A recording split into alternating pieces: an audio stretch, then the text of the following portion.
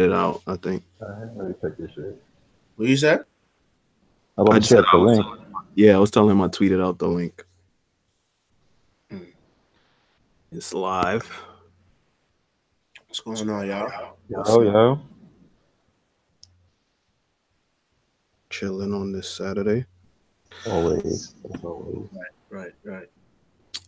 So, a few games have been played since we last did this. Right. They played the Warriors. They played the Bucks, the Nets, the Bucks, the Heat, the Mavs. Word. You play the Heat? Yeah. Heat They after did. the Bucks. I think. Yeah, I must have missed that game then. The Bucks. Giannis is crazy. I'm gonna stop frying on Giannis. Yeah, that's the boy, man. The Greek. Especially the way Budenholzer has them playing, like it's literally they just surrounded him with shooters, and he's just like, this guy play up tempo, yeah. And then I mean, I know he was playing the Knicks, but watching that game, this guy gets to the basket like it's not even sweat, like he can't get a jump shot. That can't happen. He doesn't need one, son. If he gets one, it's truly it's really a wrap. He does still need one though. Of course he does. I'm just saying. Yeah. Hyperbole, Just watching him, right. That he gets to the basket too easily. Right. But I did see that Bucks game. Yeah. And you saw the Warriors game? They played well until KD went wild. That's usually the case with the Warriors though. Like you're gonna run with them for 2.5 quarters, and then it's like, all right, well. What day was that? I think I was at work. Wednesday. It was like a Wednesday they played them, something like that, or Thursday, or whatever. Yeah, I think I was at work, but I saw the box score from my phone. I was the Warriors, they kind of play to their competition, and then they try out like that. But they played the Knicks. They played well that game. I gotta say, the last few games since we did this, I think I texted y'all in the chat. Yo, they play hard, man. That's all I want this year, bro. I don't want them to win any games. Just play hard. And it's good. I don't want them to win in the fact that I want the best pick, but it's good that they'll get a win here and there because probably not going to play. They'll probably play hard, but it gets hard after you keep playing hard and you just never winning. I get it. So for me, a dream season scenario would be 20 wins. Right. Beat Boston once or twice. Beat Brooklyn. Beat Philly. Mm-hmm. And then that's it. You can lose every other game. I really don't care. Beat the Lakers one time. Right. And then we're good. But they play hard, man, and that's all you can ask for with a bunch of 20-year-olds whatever down court. Well, the fact that you said 20-year-olds, so the past few games, Fizz has been starting Mitchell Robinson, Frank, he benched Cantor. Good. And it goes back to what we've said. Cantor is a very capable basketball player. We know if he gets minutes, he's gonna put up numbers. But in terms of what the NBA is today, it's just you can't have a real serious basketball team where he's playing major minutes. Mm-hmm. I disagree with that, but for the Knicks, I mean, just explain to me why you think. Because this is not just here now. Remember in OKC, it was can't play Cantor. Remember, they would just put him in pick and roll. And when it comes playoff time, you can't have, especially now, and this is years even after that. All these dudes that are playing that position are stretching the floor, all of them. Mm-hmm. Even look at the East. When they throw even Aaron Baines out there at the 5, that's not even a real stretch 4 or 5, but he's capable. You have to send someone out there who could. You have to honor him as lead. And in the playoffs, especially, is tough. So why do you feel you can have a real when we're talking about building a champion, you think you can have a champion where Cantor's giving you 30+ minutes? Because I don't think so. Well, 30+ minutes, maybe not, but in terms of he's on the Knicks, we can't do nothing about it. So I'm not gonna, and you paying the nigga. So I mean, I'm talking about going forward though. I mean, like, well, going forward, I mean, he's a nice piece to have, just not at the price you're paying him. You see what I'm saying? Like he making 17, 18 mil. right, correct. I'm not gonna pay you 17, 18 mil to be a 33-minute, 34-minute liability on one end of the floor, even though we kind of doing that with Hardaway Jr. But with Cantor, my issue in retaining him would be what I would expect the kind of money he's gonna demand. Right. Like, I think that's more the issue with him than like him contributing, because I think he can contribute. Of course he can play. I just feel he's a capable basketball player. He's just not the fit for this team going forward. And that's the problem. He's like the league. Yeah, it's just the league. The league is heading in a different direction. He's a dinosaur now. He doesn't shoot the three. He doesn't. He doesn't run the floor like he should. I disagree with the fit. I just think the money he would ask is too much. But I think he could. Cantor's a guy that you want on your team. Cantor's a guy you'd want on your team to play ball. Yeah, so I think he's talented enough to play basketball on any team, right? But the money that he's going to demand from any team, especially a team like the Knicks, is not going to be worth it. Like, he can play, of course. You watch him play. He puts the ball in the basket. He defends. Rebounds and all that. But like, he's a dinosaur, bro. His height isn't. You're saying fit as if he couldn't fit in today's game, and I disagree with that. I just feel like the issue with Cantor is more financial than like style of play. His style of play is going to translate no matter where you put him. I don't know, dog. Name a team that still runs a traditional 5-man, like a center, like a back to the basket. I don't give a damn about what other teams are playing, bro. It's like, he can play, and as long as he can contribute to a team, his stop, wherever you put him, he could, like a team like Indiana or one of those mid-range, like Miami could use a Cantor right now, because I think Miami kind of done with Whiteside in a way, you know what I'm saying? Yeah, but they have they have Bam though, so they don't need a Cantor that's going to take up more space from Bam. Right, and they can bring him off the bench. Like I said, I think if Cantor was making, let's say, $6 to $8 million and wasn't a major cap hit to the Knicks, and he was a rotational part of your regular 8-9 man rotation, I think you can go forward with him. I don't think he's 30 yet. You know what I mean? I still think he has a good 4 or 5 years left where he can, like, he's in the prime of his physical career, and I think you know what I'm saying? But like, he's young at 17, 18 mil, and then I have to pay you 33 minutes where indeed the game has kind of, I agree with that. But because I think like in a perfect world, I wouldn't mind him being on the team as like a 15 to 20 minute a game guy who could come in, who could get you points, rebounds. That's cool. But I feel like after this year, when he gets on the free market, I think he's gonna demand too much money for you to justify keeping him. That's basically what I mean. I think he can contribute, of course, but I think he's just gonna demand way too much money for you to say, okay, this makes sense to retain him, especially when you see like you have the emergence of like Noah Vonleh. Noah Vonleh came into training camp like probably was not even likely to make the roster, and he's playing well. He's that type of guy. He's not, of course, he's nowhere near as capable a scorer as Cantor, but he's way quicker footed defensively. He crashes the boards. That's the kind of guy you need in terms of defense. And he's cheaper.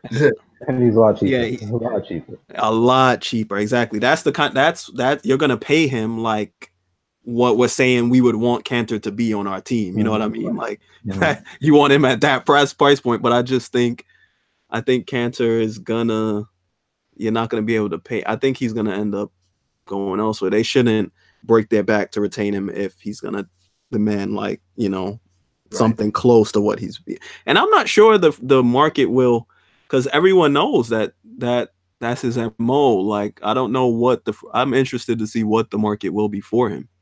There's always one team. It only takes one GM to be like, yeah, I can get something out of him. And they're Like gonna maybe if you're change. close and like you need a guy to come off your bench and like score and rebound, and like you're not really thinking about, maybe someone will offer him shorter years and like a stupid amount of money that it probably wouldn't want Canner at, but you're Right. close and you need that guy. Like when you hear of like Houston, just the even thought of Houston offering like what 4 first-round picks for Jimmy Butler, that doesn't even make Yeah, that's sense. Like, terrible. that doesn't even make sense. Like GMs are GMs. I think you guys touched on it last time. GMs, they're just like terrible. It's really the dad owning the team or having stock in the team, and then here cousin, you know, you want in, or here nephew you want in, or here niece you want in, and it's like 4 first-round picks for Jimmy Butler. And I love 30-year-old Jimmy Butler. I'm not giving away four first-round picks for Michael Jordan. Like, no. Like, I'd give it 4. like I give it 4. no, nigga. See you, no, Joe. no, listen, bro. Okay, okay. Shit, nigga. No, nigga. No. Let's say no. Listen, I know it doesn't.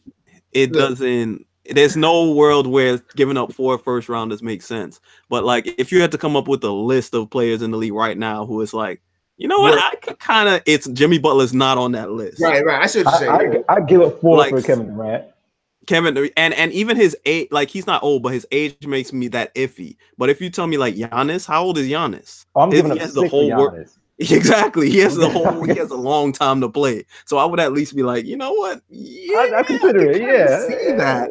Yeah, I can kind of, but my whole point is, in no time are you thinking, yeah, Jimmy Butler, 4 first rounds. Right. Like, what? No, I'm not. Yeah. Well, we already know Houston's ran by idiots. Only reason why I say y'all tripping, because when we say shit like this, and as much as like niggas want to bash the media for like saying certain things, niggas will listen to a Stephen A rant on the radio about saying some shit, and then it will get to like an owner or something. Maybe I'll consider it. And then you get shit like, hey, I'll offer 4 first-round picks and my firstborn for Jimmy Butler. Deal, Minnesota, deal. And then like it gets away, and then you realize, oh shit, the stupid trade that was a hypothetical actually turned out. It actually became real because it became real. So like, no, I'm not giving up no 4 first-round picks for nobody. That's mortgaging your future. And then it's every other, so it's not back-to-back picks, it's every other pick, so you have no idea who you're missing in the next 4 years in the draft. 8 years, I should say. Like, no, nigga, I'm not doing that. But like, like that all makes sense, but like, let's just say Giannis, 24 years old, right? No. 24, Giannis is right now is the top 6 player in the NBA. You think the 25th pick that you'll get from that Giannis being better than Giannis, and that's from this year, next year, the year after, all that shit. They're not going to end up being Giannis. It don't have to be Giannis. You're building a team. That's why I'm not giving away first. I understand where giving away first hurts, but like at the end of the day, we can look at all these drafts and like how often does a first pan out to be a Giannis? Like you got a lot of firsts that are like they're solid players. You got a lot of firsts that are great players. You got a lot of firsts that are really good. But you don't get a Giannis every day. So like even if I give away my 4 firsts, right, and I plan to be good, all right, so they're gonna be late first rounders. Let's say maybe they hit and you get like one really good player. Chances are that one really good player is still not even Giannis. He's still not. So it's Giannis. like I feel. I hate that. It sounds real bad. Like, yeah, giving up 4 first round, that sounds like some real Knicks business right there.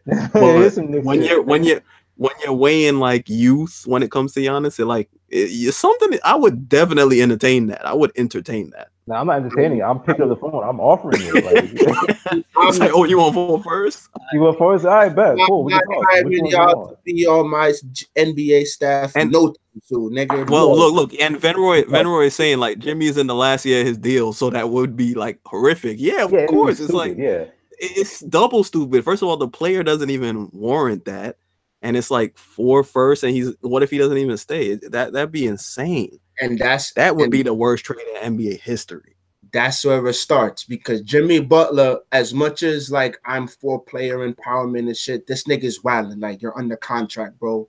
Oh, he's going Like, bonkers, man. he's Yeah, going. He's doing everything to get traded. He was like waving the he was towel waving the like against towels the with the Warriors last Warriors. night, I'm like, waving yo, with the yeah. fan. Like, this nigga, And I get his gripe, even though I think at the end of the day his gripe is just like he wants to be paid and they're not trying to pay They're him not what gonna he pay him. feels he's valued at. But Yeah. like he is wilding. Like why That's seeing him act this way, why would I want Jimmy to be a part of my team? Why would I want to He's trade never for gonna be Jimmy? happy, bro. He'll never be happy. and I'm not like at the end of the day, you're under contract. Like play out your like that's part of the game. Like you sign your contract 4 years, 120 mil. A trade exception or no trade clause in your contract. So honor your contract. You have that's part of the deal. I can trade you for something else. I can trade you, okay, we are trash. I can trade you like a Kevin Garnett, nigga. I'll make life easy for you. Like I'll trade you to a contending team. But apart from that, Minnesota can trade him anywhere they see fit. You know what I mean? Like you have no leverage.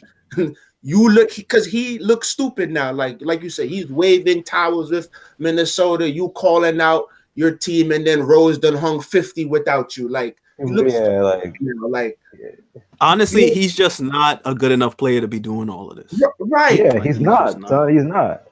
Right. And we got into it with like about him like 2 weeks ago, and we said like he's really talented. He has a dog game and all that, but it's like, and he's 30. He's 30, bro. Like, and he played 1,000 minutes with Right. Thibodeau, so his body's not gonna hold up. Who knows when his body's gonna fail? He's 30 years old. He's never been a crazy athlete. He's never been a crazy scorer. He's always just been very good at a lot of things. And it's like, is he worth the trouble at this point? Like, I don't think so, bro. Yeah, he'd be perfect to go to Houston, but it's like at what cost? I'm not giving him for first. Yeah, well, but Houston again is ran by a bunch of idiots. So and they want to win. They're like in win now mode. Win right now mode because Chris Paul doesn't have long left. They want to catch the Warriors. His deal. They're gonna be paying Chris Paul like 40 million when he's like 100 years old. 39, yeah, some shit like that. It's crazy. So they need to win now. Like we got a bunch of guys who are aging out. PJ Tucker is not the same guy he was. Jimmy Butler or whatever. Harden is okay, but they need guys around him. Clint Capella and all the other guys there. It's like they've struggled coming out the gate too. I don't even know what their record is, but I know it's not great. It's looking slow for them. Yeah, it's looking slow for them right now. After that opening night beating they took, they've kind of been up and down, and it's not looking good. So they're hoping to get it together by playoffs or like by at least by the All-Star break to get some together, some going. But they're gonna struggle. They're gonna struggle to guard the perimeter, man. They're already doing it now because Trevor Ariza was a big. I know. I don't want to bag on Melo, but like when you swap out a Melo for Trevor Ariza, your perimeter defense goes. Yo, it's tanks, bro. You're right in the wrong direction. and Melo played well last night, I believe. I think it was last night, night before. He played well, but it's like, how many nights is he going to shoot 81%? Like, he's not going to do that. So you need other things. He's not going to give you 25 a night. He needs to play some defense, man. Like, and he's not going to do that for you, bro. And you only got one PJ Tucker. That's why he's not with it. So he doesn't care. So he's like, hey, I'm here to put the ball in the basket. That's why you signed me. Like, he don't care, and then the coach of the team doesn't care. So it's so you got a bunch of people like on that team that don't care about defense. And it's not like Melo doesn't care. I don't want to say Melo doesn't care. I just don't think he has the ability to play defense anymore. I look at him now. It's like this guy just can't play defense. He physically can't do it. He can't keep up with it anymore. Melo, his feet are slow. He can't. He can't do it. So you got a bunch of guys who just can't play defense anymore. You have 3 guys in your starting lineup who can't play defense, or not starting lineup. Who's going to play big minutes? So Melo, Harden, and Chris Paul do not play defense. You have 3 guys, and the other 2, Capella and PJ Tucker and Marquise Chris and all those other cats. Who are you going to defend, bro? Like, what are you going to do when you play the Warriors or the Blazers or the Lakers and like that? What's going to happen? So you're going to get beat up, son. Like, I tried to tell niggas about this analytical shit, but no one wants to. Yeah, it doesn't work. So they nigga hates analytics. Like, nigga hates all numbers. Anytime a numbers roll hate, bro. You gotta play the game with your heart. Like, I tried to tell niggas, but I'm the angry guy, so I'll live with it. Nah, I feel you. I think analytics and all that stuff. When the Warriors win their third straight, niggas will learn. Niggas will learn. It's all right. Listen, we agree with you, but I think the analytics has its place.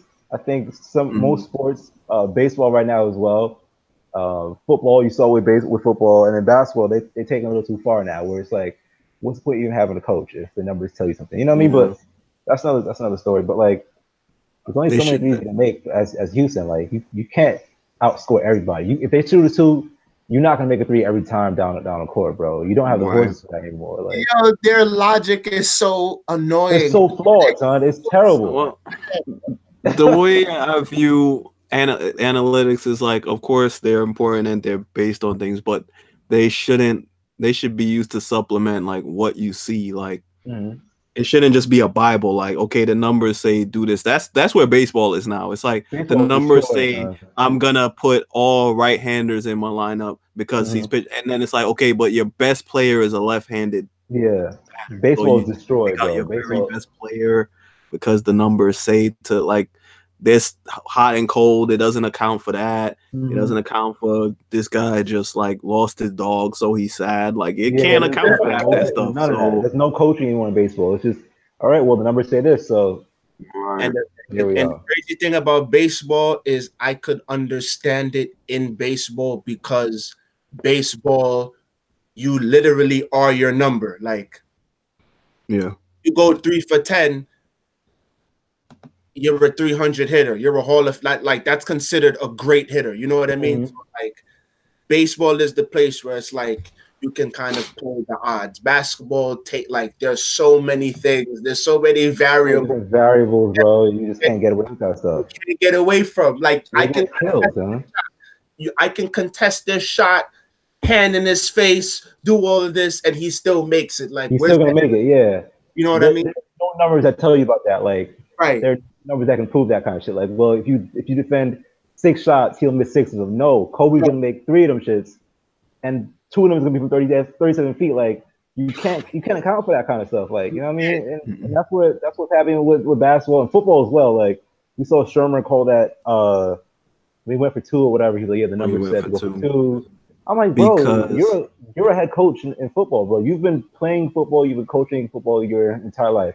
You let some numbers tell you what to do. I mean, that's kind of shit that kind of like that has purists kind of like stepping back a little bit. It's like, yo, like and the thing with with the 2, you have to make the 2. Like, you gotta make it. You gotta fucking make it. My issue with the 2 was, okay, you the chances that you would fail at a 2-point conversion twice were less than like if you were to kick and whatever. I get that, but you're not.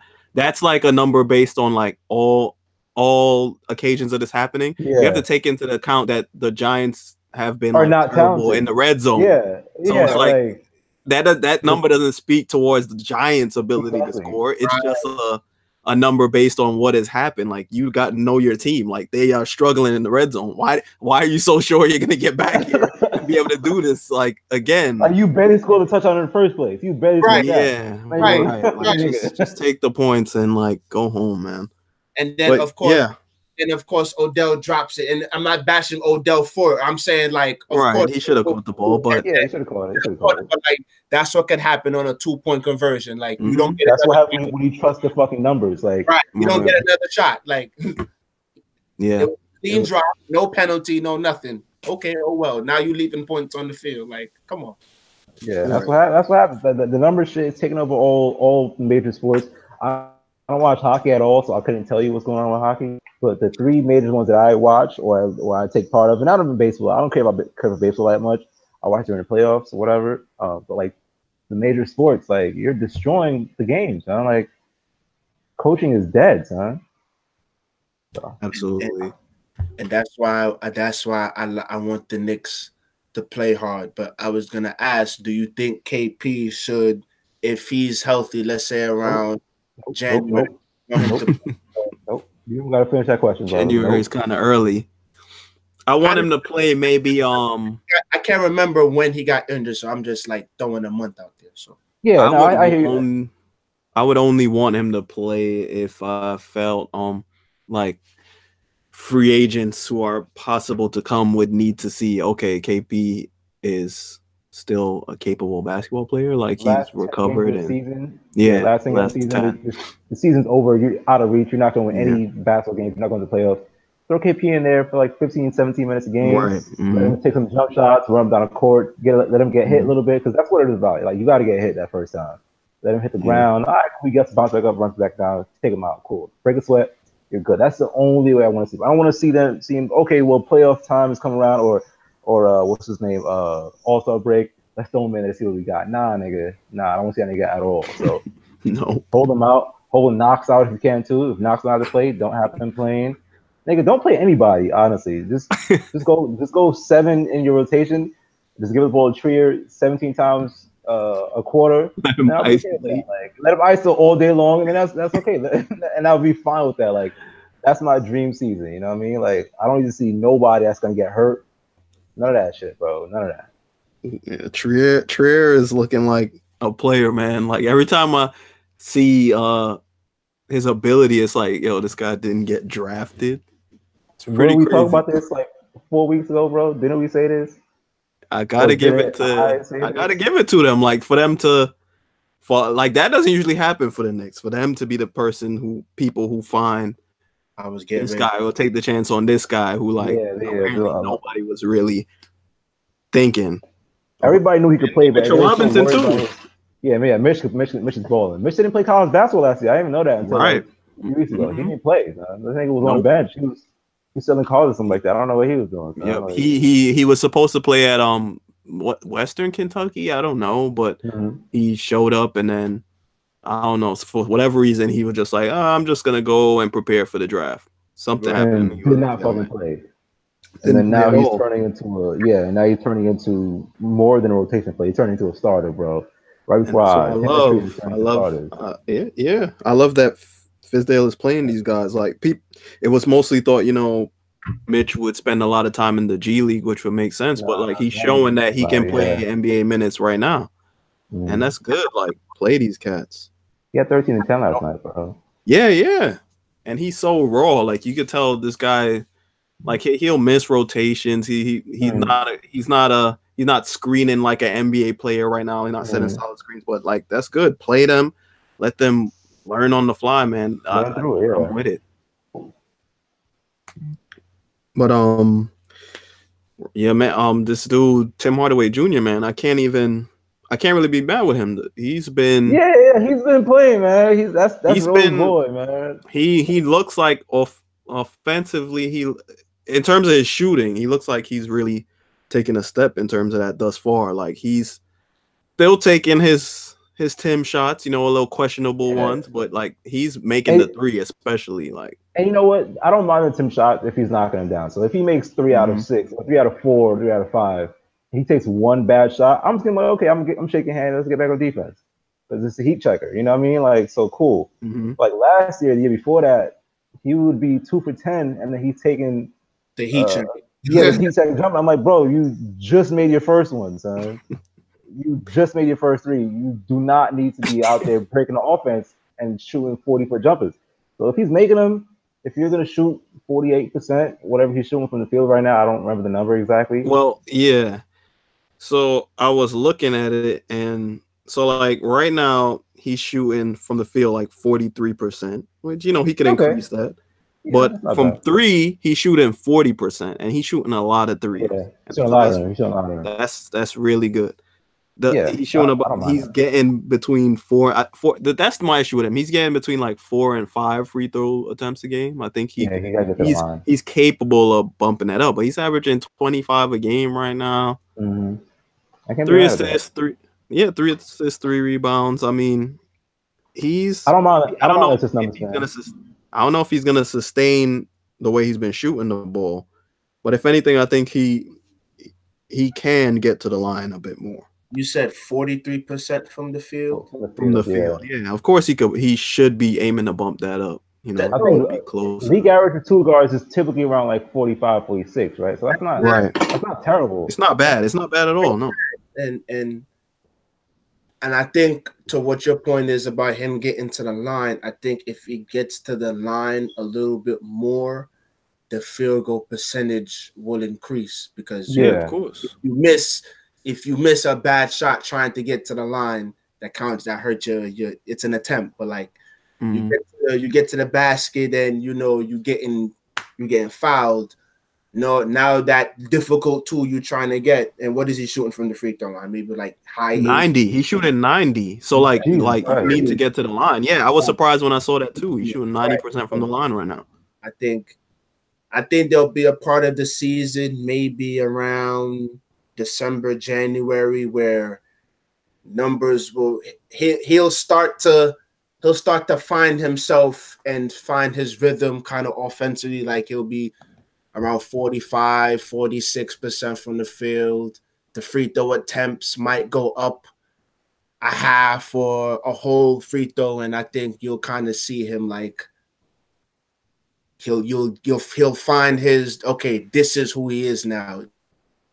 It's because everybody just out the gate gangbusters with numbers, but I think around January, like he'll separate himself from who he is as opposed to like a hot streak.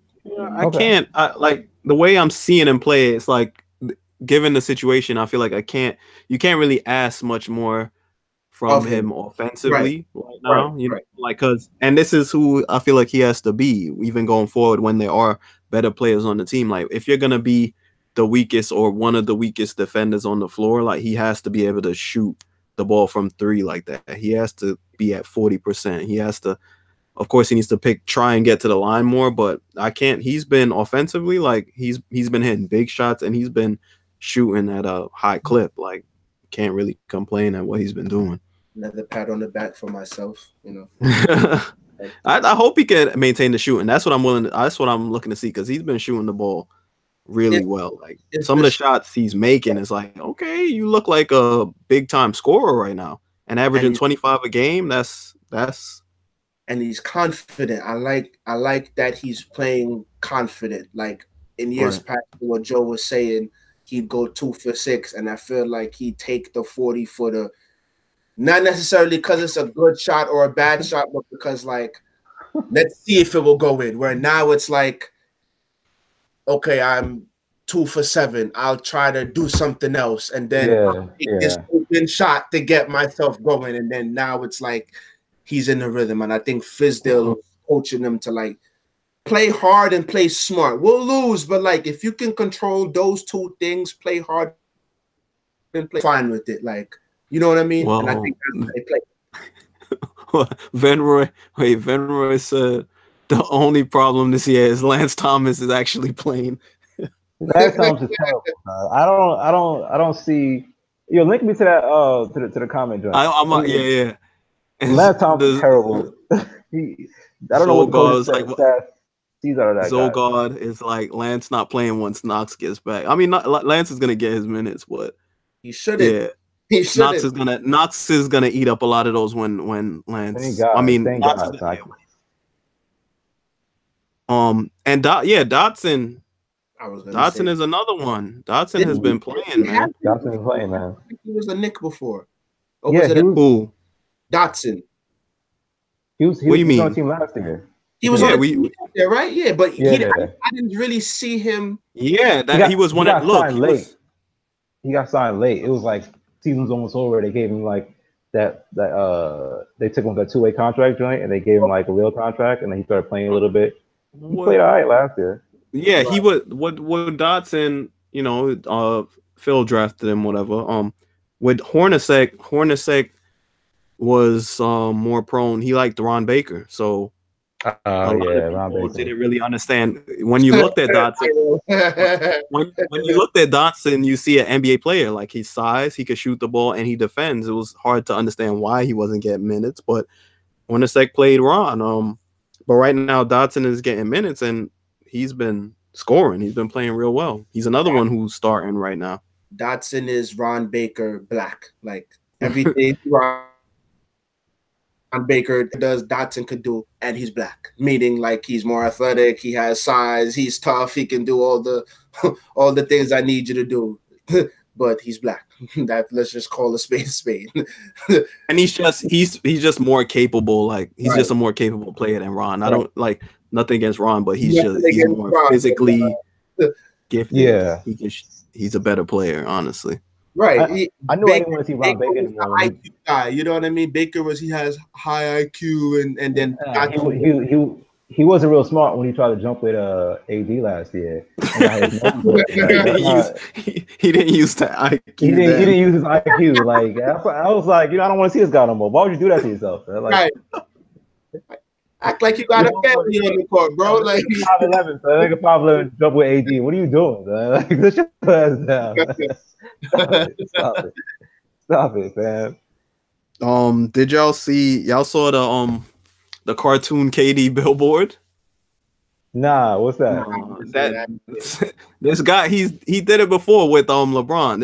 It's the same dude. Some guy with money made a billboard, some cartoon billboard trying to recruit KD to New York. This was like around the time the Warriors were coming to town. Y'all need to see it. It looks horrific. It's a cartoon and it has KD and KP on it. KP looked okay. I was tall enough to be his grandfather. Like, right. I'm like, yo, KD is like 7 feet. Why is KP so much taller than him? It just looks bad, and I don't know why this guy keeps wasting his money because I don't think this resonates with KD at all. Like, and it just does. Like, I don't think KD's like, that billboard was popping, son. I think I'm signing the Knicks this summer because some nigga made a billboard outside of Madison Square Garden on 33rd Street. Like, and it looks so bad. It looks so bad, and I know it costs so much money. Like, these guys have too much money, son. Let me look this up now. So God, we're not gonna act like Dotson ain't have Luka in shackles. Yeah, he was guarding Luka. That was a good win. That was a good win. That was a good win on the road against Dallas. Well, Dallas sucks. So I'm not crazy about the win. I liked it. I like seeing them do that. But like, nigga, I don't care who we played, nigga. I'm just talking about how the Knicks played, nigga. It was a good win on the road. Nigga. I don't give a fuck who we playing, nigga. Y'all reading these YouTube comments. I'm about to read it right now. Nigga said how you get Jerry and Grant in the video chat. he not playing ball, so he had time to join us. Like, where is Jerry and right now? He's probably playing in the Cuban professional basketball league right now. I don't know where Jerry's at. Don't he still play for Chicago or something like that? I would think so, but I ain't seen him. At this rate, I haven't heard anything about him. And I was a big fan of that kid too. I don't know Notre Dame. I was a big fan of that kid. I remember. And I still think he could play. I still think so, right? Like, his issue was he couldn't really find a consistent three, and he couldn't really finish going at the rack. Like, weird. He could get there, but he couldn't finish. Yeah, for a guy his size, he's 6'4", 205. He's not a good finisher on the rim. It's like.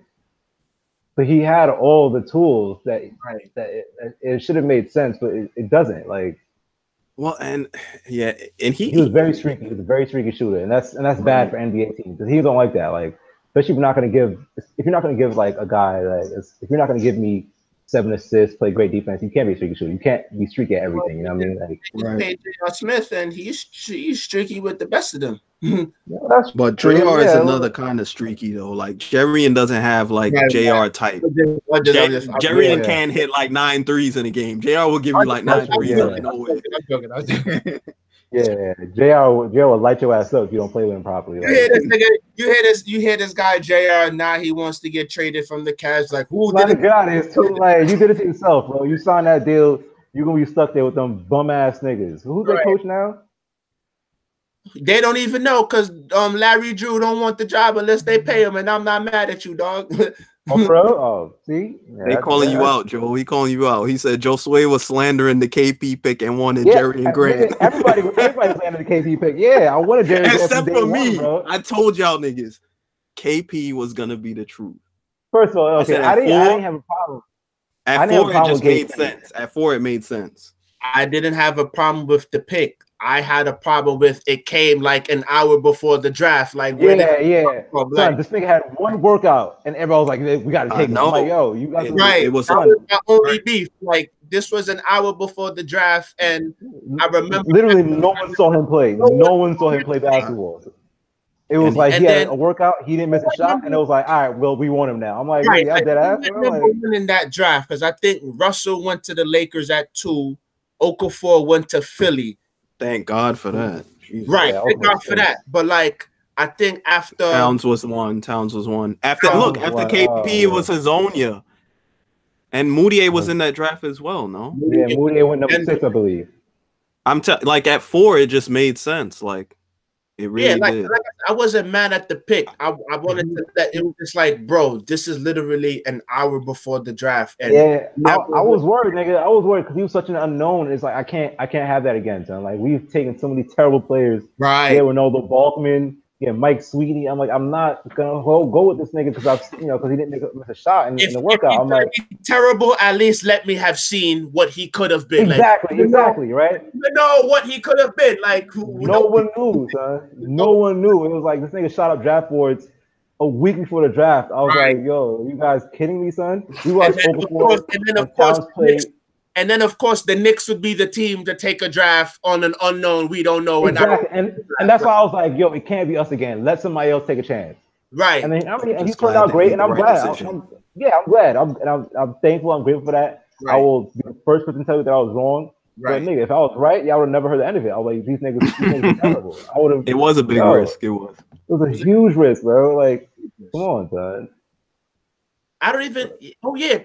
The thing with the Jerry and Grant, didn't we trade with somebody? He like didn't. That Tim went to pick Jerry, and Tim went to Atlanta, and then they got Jerry, and Jerry was a late first. Ended up being late first, probably early second, I believe. But he flamed out of the team pretty quickly. No, it was a good trade at the time. It was a good trade. Yeah, I was because they got a first essentially for Tim, and it was like it kind of made sense. Right. I got to sign that nigga right back. I think, like I said, his contract, it's going to be worth it. It's going to be worth it because it's not like he's 20. It's not like he's 30 wanting that contract like Jimmy Butler. Like Jimmy Butler, they're gonna be paying for that a long time. Like Chris Paul, they're gonna be paying that a long time. Houston, 5 years.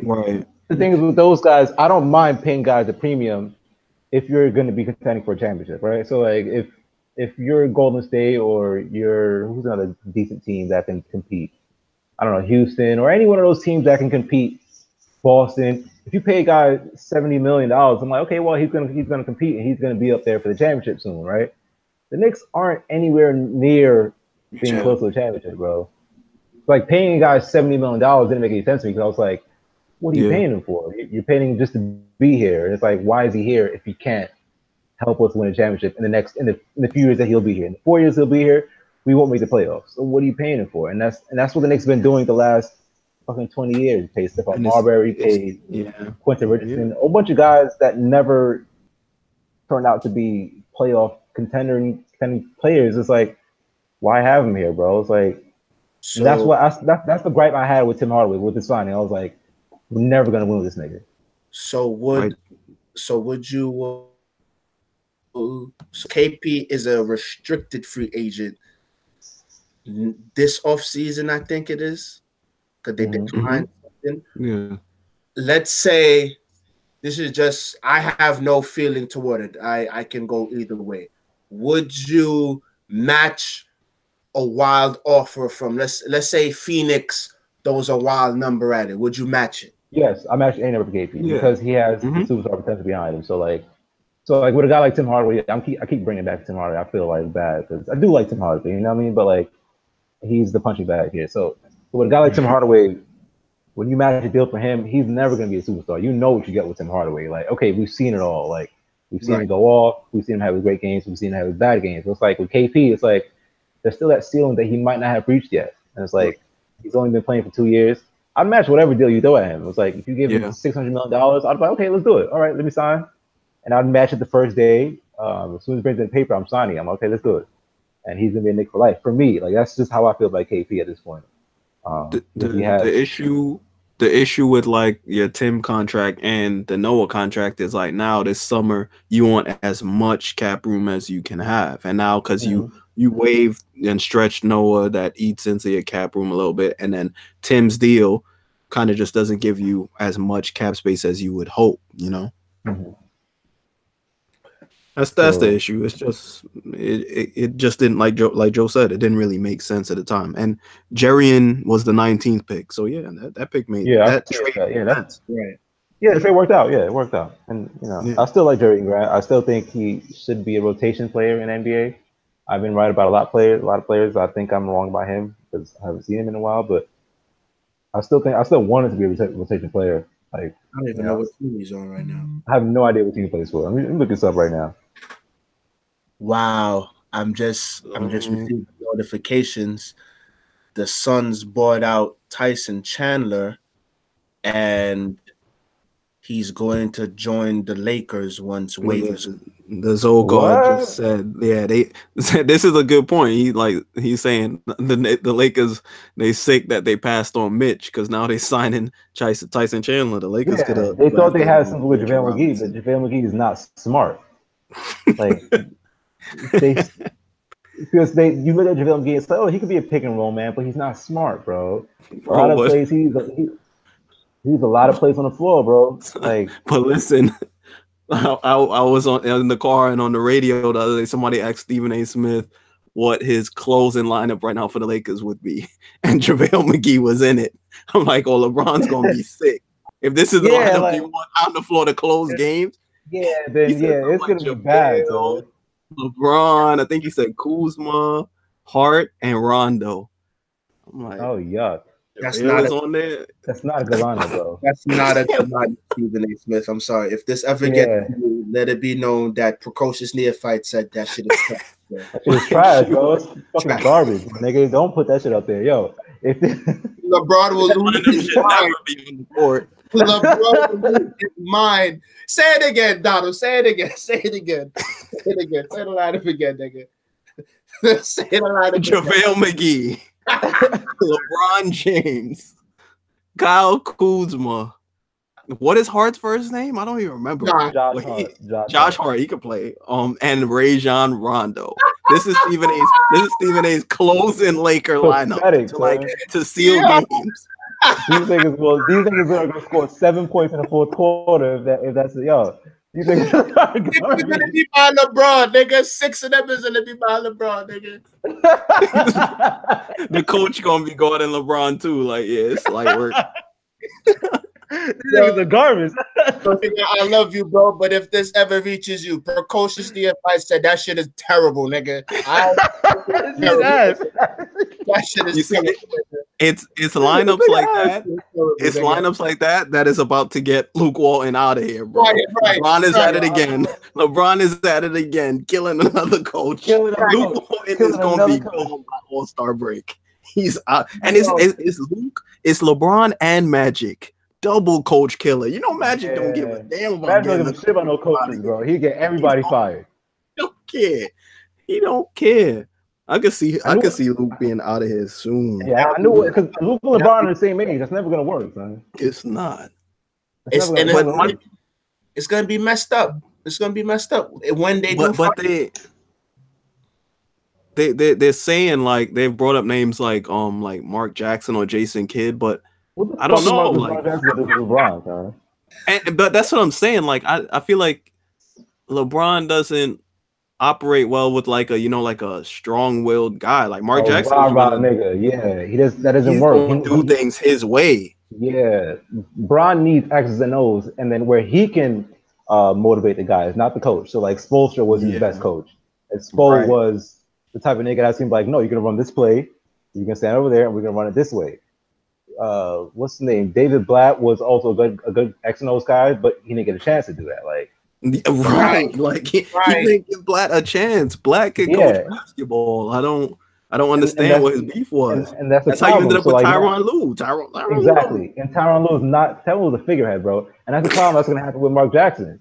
Jackson coming there, he's gonna be like, all right, cool guys, let's pray. Bron's gonna be like, yo, I'm not doing that.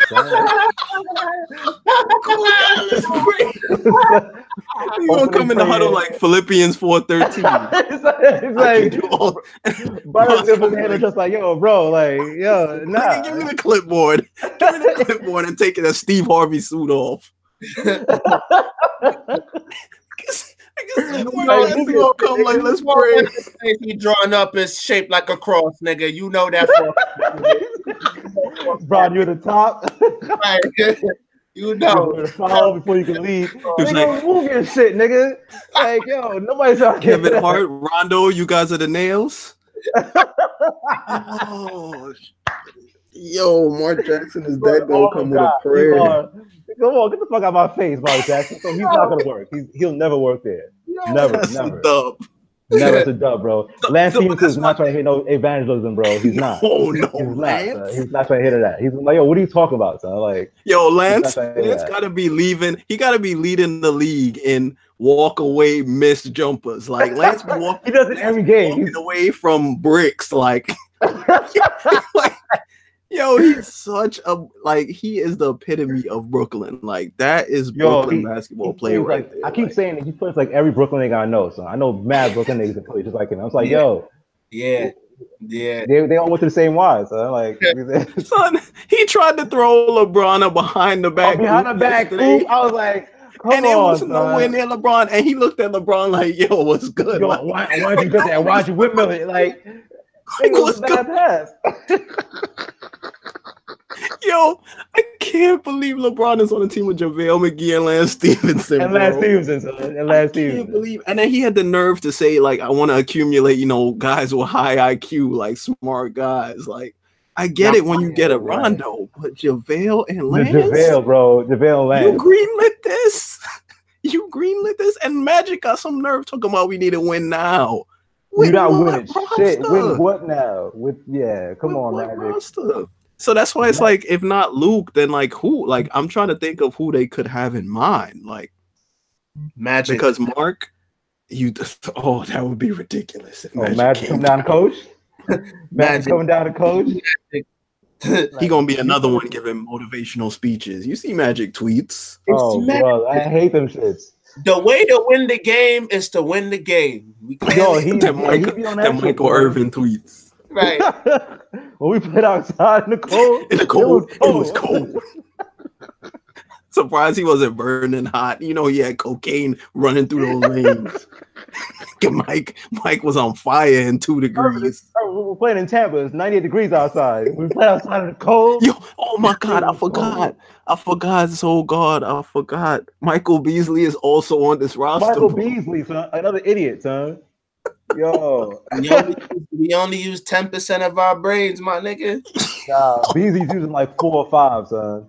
Lance is even lower, bro. Who did he do that interview with? Was that Taylor Rooks? Taylor Rooks, yeah. Yo, you got Taylor Rooks in front of you, and you had the nerve to show out like this. I'm like, bro, come on, son. You gotta talk that away when a black queen is in front of you. You gotta when a ting is in front of you, bro. You gotta suppress that. I'm like, yo, you gotta come on, so bring it in, bro. Like, you know what? I just gotta show you. I'm an idiot off jump. I just gotta show you just how stupid I am. He was arguing her down, son. She was like, "Nah, I don't think that's how it works, Mike. I don't know." He was like, "Nah, but you got to think about it. What about the first guy to use 85% of his brain? Like, what? Like, nigga, stop, man. Like a wristwatch on his ankle? Yeah. He like 2 watches on and one on his ankle. I'm like, this nigga's stupid, son. This nigga is insane, son. Yeah, I don't know what's the Lakers. I don't even see the Tyson Chandler fit. Like, okay, he replaces JaVale McGee for like pretty much approximate the same thing, but like he's a champion. But a wash version, smarter. I think Ty's gonna help him a lot because there's a lot of plays that JaVale leaves on the floor because JaVale doesn't know when to pass the ball and when not to. So they give him the ball and the roll. Tyson Chandler wasn't their issue though. They need shooters. So Tyson Chandler helps what they need LeBron to do is what I'm saying. The ball will move more with Tyson Chandler. Tyson Chandler is a better offensive player than JaVale is. He is. So you give Tyson Chandler the ball and pick and roll. Somebody comes up, there's a shooter in the corner. Mm-hmm. JaVale would try to Euro step that and try to lay it up, and that's not the right play. Like, just pass the ball to the guy in the corner, kick it to him, he's gonna make the next play. Tyson will look at that and then give the ball up, and then now the ball moves again. So now you got to rotate the guy to the shooter. If the guy rotates to him, he moves out to somebody else, reset the LeBron, and they do it all over again. JaVale was trying to jump from the free throw line and like banging on niggas. Like, that's not the right play. So who's the Tyson helps. Shooter? Who's the Lakers shooter? Josh Hart. Josh Hart can shoot the ball. Kuzma is a decent shooter. I would say Ingram can knock him down a little bit. Kuzma and Ingram are more scorer than shooter. Like, yeah, they're not. Yeah, they are lacking, like, knockdown shooters. They'll probably acquire one. Well, and that's the problem, right? And I get what you're saying, because that's the problem with all LeBron's teams. Like, LeBron doesn't play well with other scorers. He plays well with shooters. So like that's the problem with LeBron. Not really like a team. They're constructed properly. It's just you don't know what to do with LeBron when he doesn't have shooters. He doesn't know how to. That's why I didn't want LeBron in LA. Not because I hate LeBron, but it's like, to me, you taking. Well, I hate the nigga, but yeah, like, that's an added bonus. To me, you taking away from what Kuzma and Ingram were starting to be in terms of confidence. You know what I mean? Like, they were growing, and I would have liked to see them grow together than LeBron. Follow me, guys, and it's like, I'm not a shooter, bro. Like, I'm a slasher, scorer. Yeah, LeBron's doing this his whole career, though. He did it to Carlos Boozer, Larry Hughes, Chris Bosh, Dwayne Wade, Kyrie at some points. He did it to all those guys. So I didn't expect it to be any different for the Lakers. I didn't either. It's just the signing of Tyson Chandler is just interesting, because I agree with your JaVale McGee point. I just don't see it translating into, okay, we have Tyson Chandler, so now we're gonna win 5. It won't do that. I think it just makes them a slightly better basketball team. I still think they have major holes in that roster that don't really fit, and they have coaching issues, but they're still terrible. Right. What Venroy is saying, like, is they needed a backup big badly, and like, I could see that. Like, JaVale's gonna play. And like Joe said, like, Tyson Chandler is a far better decision maker than JaVale. But it's like, you got to look behind JaVale. I think, what do they have there? Zubac and Mo Wagner. Like, so terrible. One JaVale, it's like, imagine if your drop off from JaVale is like bad, then it's like you really have an issue. So I could see it. They probably won't be like an exponentially better team, but they probably really did need like a backup big. That's true. But they're gonna end up with like Corver or one of these shooters. Yeah, Corver's gonna get bought out soon. He's gonna get bought out soon. So Corver's gonna be a Laker. JR is doing everything he can to get out of Cleveland. I hope he ends up a Laker. I'm praying to God. Yo, son. Imagine that, Beasley. I just want a Beasley, Lance, JaVale. I want that lineup. I want that lineup. Rondo running it too. I need that. These niggas will fight. They're gonna fight on the court, son. Because Lance is gonna throw it behind the back pass. It's gonna hit J.R. Smith right in the face. And they're gonna be like, yo, what the fuck is wrong with you? And then they're gonna, and Rondo's gonna get in the middle, and then I cannot wait. So I need that to happen tomorrow, bro. Need it. He said Kuzma. I haven't been seeing a lot of their games. He said Kuzma was playing the 5 a lot. Yeah, they play small ball a lot, but you're gonna get killed, son. Right. You're gonna get crushed. Yeah, because when the Warriors play small ball, it's small, but it ain't that small. You're gonna get killed when Draymond is at the small 5. Ball, yeah. Small ball is Draymond or KD at the 5. Like, right. So that's not really that's their small ball. Yeah, it's not fair. That's death ball. That's death ball. Yeah, that's the death lineup, so it's the Hampton 5. And like Steph has been insane to start this. Like, everybody has been, like, Clay broke out of his joint, but Steph is looking like MVP Steph. And like I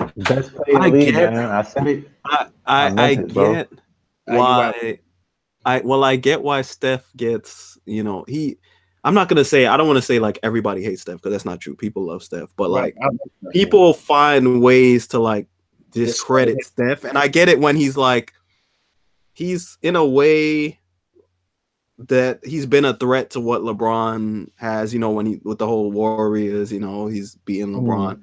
I just don't.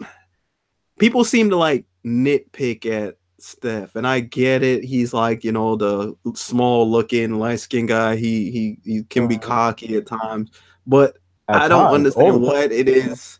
I just don't get what it is. Why people try to discredit how ridiculous he is as a basketball player. Like sometimes you see takes like, what was it the other day? People talking about a better point guard is like John Wall and Ben Simmons. It's like, I'm like, I don't think people understand. Like Steph is a generational. He has changed the game. This guy has literally changed the game. Like he's on pace to do it again. He's on pace to do it again. So like he has, I think his record, he had 126 more 3-point shots than anybody else, like in 1 year. So he must do it again, man. He must hit 450 this year. He did 406 a few years ago. He must hit 450 this year. So like, I think it's because he's such a finesse guy, and a lot of people view his 3-point shot as like a bailout. It's so people. I agree with that. They love to see like Russ. Right. Yeah. They feel like it's soft. There's like an air about it. Like you can't take me to the. But Steph finishes at the rack at a high rate. He's one of the better finishers as a guard, I think, in the league. So like he's fantastic at it. But the fact that he hits 9 threes a game, it's like this thing is soft. He's only shooting 3. It's like I've played in parks before where it's like come to the hole. It's like why, nigga? I'm open. Like I'm gonna hit these threes, and people like kind of like stigmatize that. So well, if you shoot a lot of threes, you gotta be soft. It's like no, this thing can finish, bro. Like he does it all. It's not just he can finish. Like he can shoot the shit out of the ball, nigga. Like why? It's really 3 points are worth way more than 2, and I can make this 3 at a higher clip than you can make 2s. Why am I gonna not shoot this 3? Like, do you see where he's shooting the ball from? Like, you literally have to guard this guy when he crosses half court. When he crosses half court, it's ridiculous. And he don't just shoot 3s, but it's like, again, we're analytics. Everybody, because it's a 3-point shot, a guy, like he gets the stigmatism. It's like you changed the game in a bad way. It's like no, he didn't. If you're an idiot, and you want to try and shoot the shots that Steph shoots, then be an idiot. But he can shoot them at the ridiculous clip, so that's why he does that. Right. And people, because he's the one like warrior who like you can, when you're going at him defensively, you can dominate physically because he's not anywhere as physically like Clay is a great defender. Like KD is a really good defender.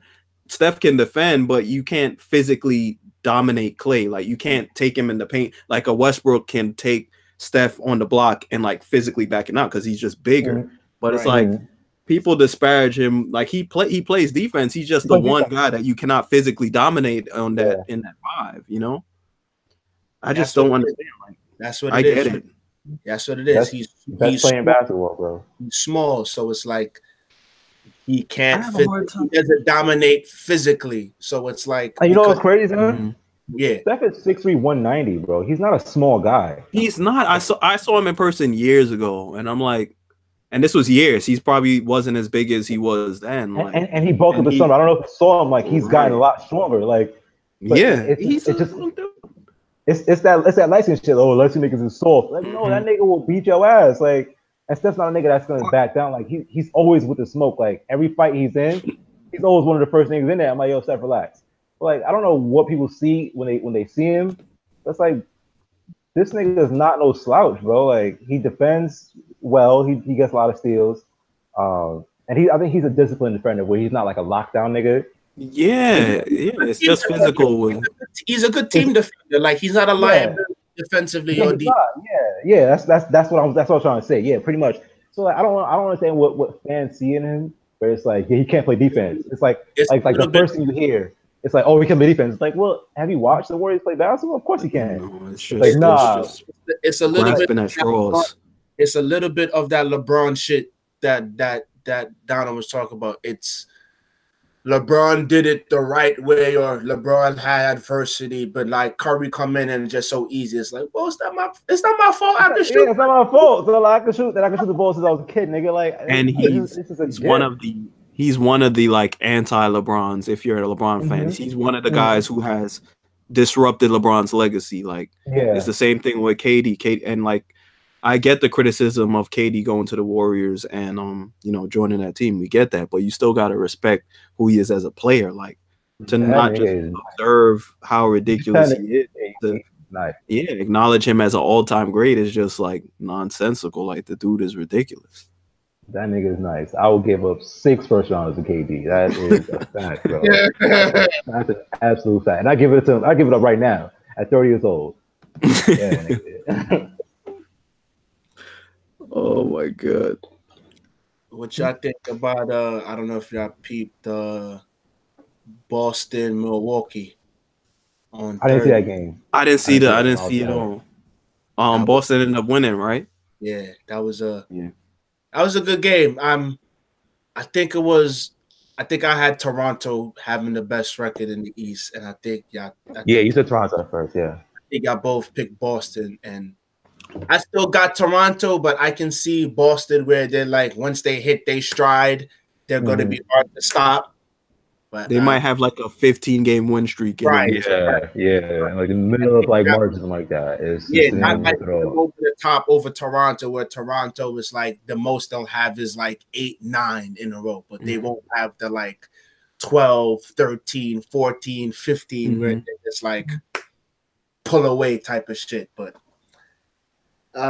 you said, because I only said it because you mentioned Curry playing MVP level, and I had Kawhi, and I think Kawhi has a shot at winning it, and then Antetokounmpo. I said Giannis too. Yeah, Giannis. I think they're like 7-1. They're winning too. Like Giannis is definitely a favorite, man. Definitely. But since you brought up the Celtics, like with the whole like Kyrie going out and saying, he wants to resign, right? I don't know if it's crazy, but knowing Danny Ainge, in my mind, I don't think that it's like a guarantee that Danny Ainge is going to want to resign him at what he's going to cost. Because I know in a vacuum, we know what Kyrie is, right? But like, you got to look at Kyrie's age and injury history, especially if he were to be get injured again this year. I almost feel like Kyrie did that to like put the ball in Boston's court. Like it was strategic, like to be like, yeah, I want to be here. I want the bag, whatever, that's fine. And ultimately, if that doesn't happen, it's like a not me thing. I could totally see a world where Danny Ainge is like, you want how much? And it's like, no, we're good. Yeah. Right. I don't know that that's definitely going to happen, but I could see it. Because like, how old is Kyrie now? Is he 30 yet? We all think so. He's like, what, 27, 28? 25. Kyrie 25? You lying. Kyrie lying, Kyrie young. No.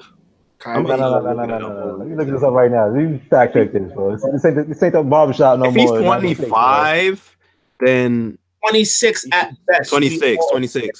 So by the season end, he'll be 27. So like you can like even with the injury history or whatever, I guess you can justify like a 5-year deal for Kyrie, of course. Yeah, I think that's where they'll start. Anyhow he were to like get injured this year, I could see like Boston having pause in giving him that bag. You say that, bro.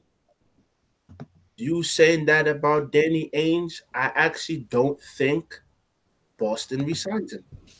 I think they do. I think they will. I think they're really high on Rozier, and I think that if they can get approximate Rozier from like what they can get from Kyrie. I don't know if I said that right, but you get what I'm trying to say. I know what you're saying. Like you can get enough production out of that spot at a lower value. Right. And let me tell you what's gonna happen.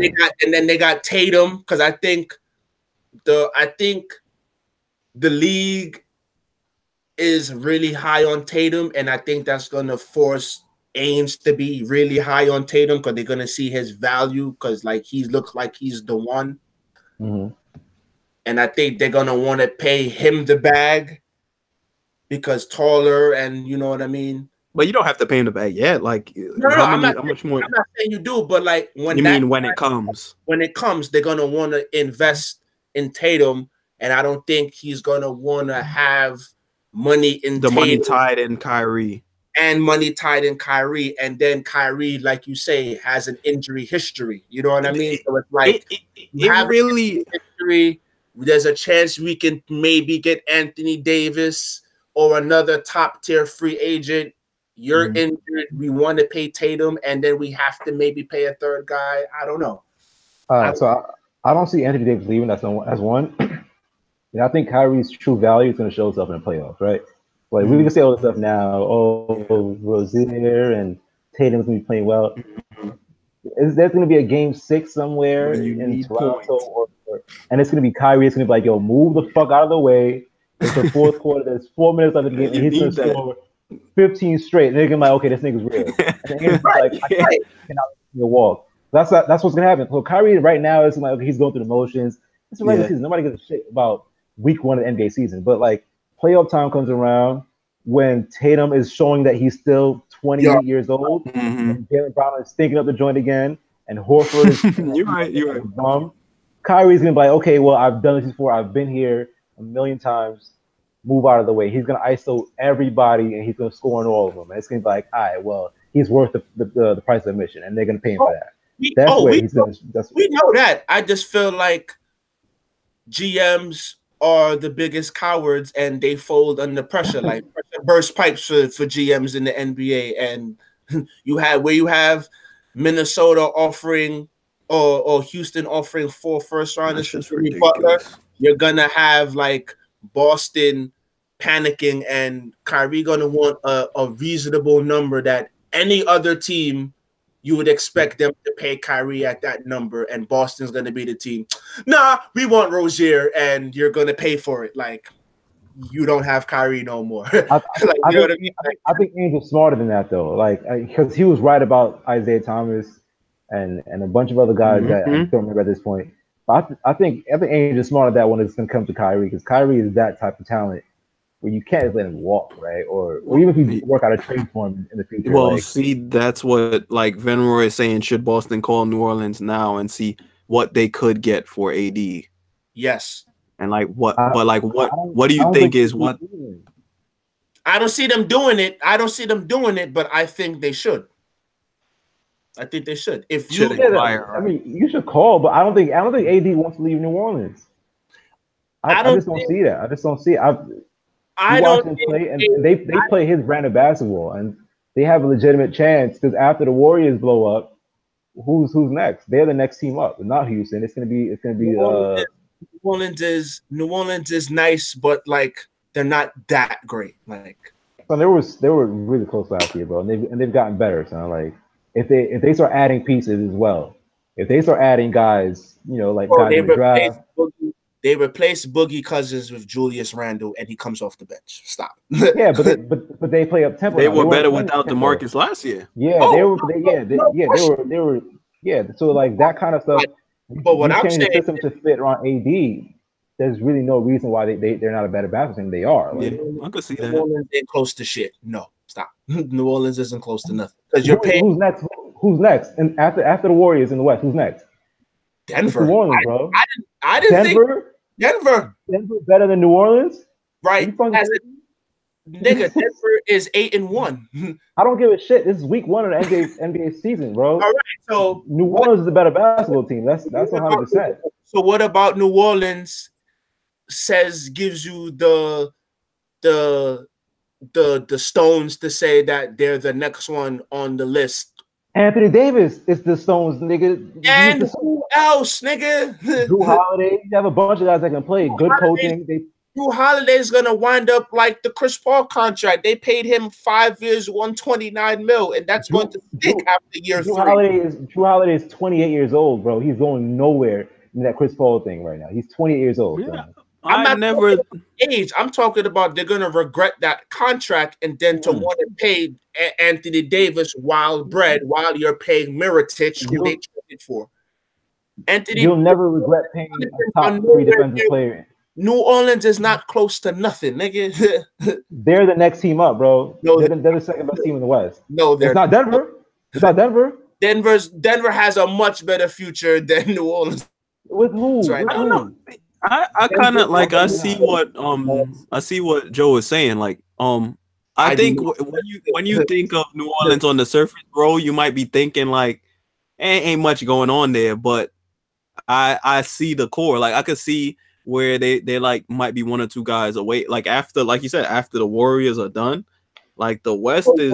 When is Golden State going to be done? You can't pay Well, I everybody mean, summer. after This might be the year, last year. it's gonna get shaken up. Yeah, Yeah, They're you somebody. can't pay everybody after this. Okay, so they're going to lose Draymond or Clay. Let's just hypothetically say. I think likely Clay. Okay, so let's say for all intents and purposes they lose Clay. They're gonna find maybe a Chris Middleton come through, nigga, and they're gonna go right back to I being. would love Chris Middleton on the Knicks. Yeah, Middleton's nice. But Well, yeah, no, it's I don't not think really, we're saying like they're gonna be like finito like after this season, like, but the Warriors have like, shown that they have chinks in their armor before. Like they've shown to be really vulnerable against teams that can play them properly. I'm disputing you saying New Orleans is gonna be the team. Like They're the next best team, son. no, nigga, you crazy? No. They're far away the next best team in the Western Conference, bro. It's not Denver. It's not the Lakers. It's not Portland. It's not fucking Minnesota. It's not Memphis. It's not San Antonio. Peep Denver's future, my nigga. I still don't think Denver's gonna finish number 2 in the East, number 2 in the West, like a lot of people say. How long are you planning on waiting for Denver though? Like now we're talking about logistics now. Like now think about the years. How long is this plan gonna last? So let's say Denver has a great future. Now they have a bunch of guys who are 25, 22 years old. Let's say by the time they're 27, they all become very good players, right? 5 years, 4 years, right? By then, you don't think the other teams will have gotten better too? We're not. You're operating on all potential, bro. I'm talking about right now. New Orleans has a chance next year or the year after to maybe even be in the finals. Denver's nowhere near that right now. They don't have the star power for that. They just don't. Let's say Venroy mentioned Utah. Fuck Utah. I give a shit about no Utah, man. Utah. But the Nuggets. You saying that about the Nuggets beat the Pelicans 116-111 on Monday? Not tripping. I don't care about that. I don't care about that. You said the Nuggets beat New Orleans? Yeah, they played on Monday.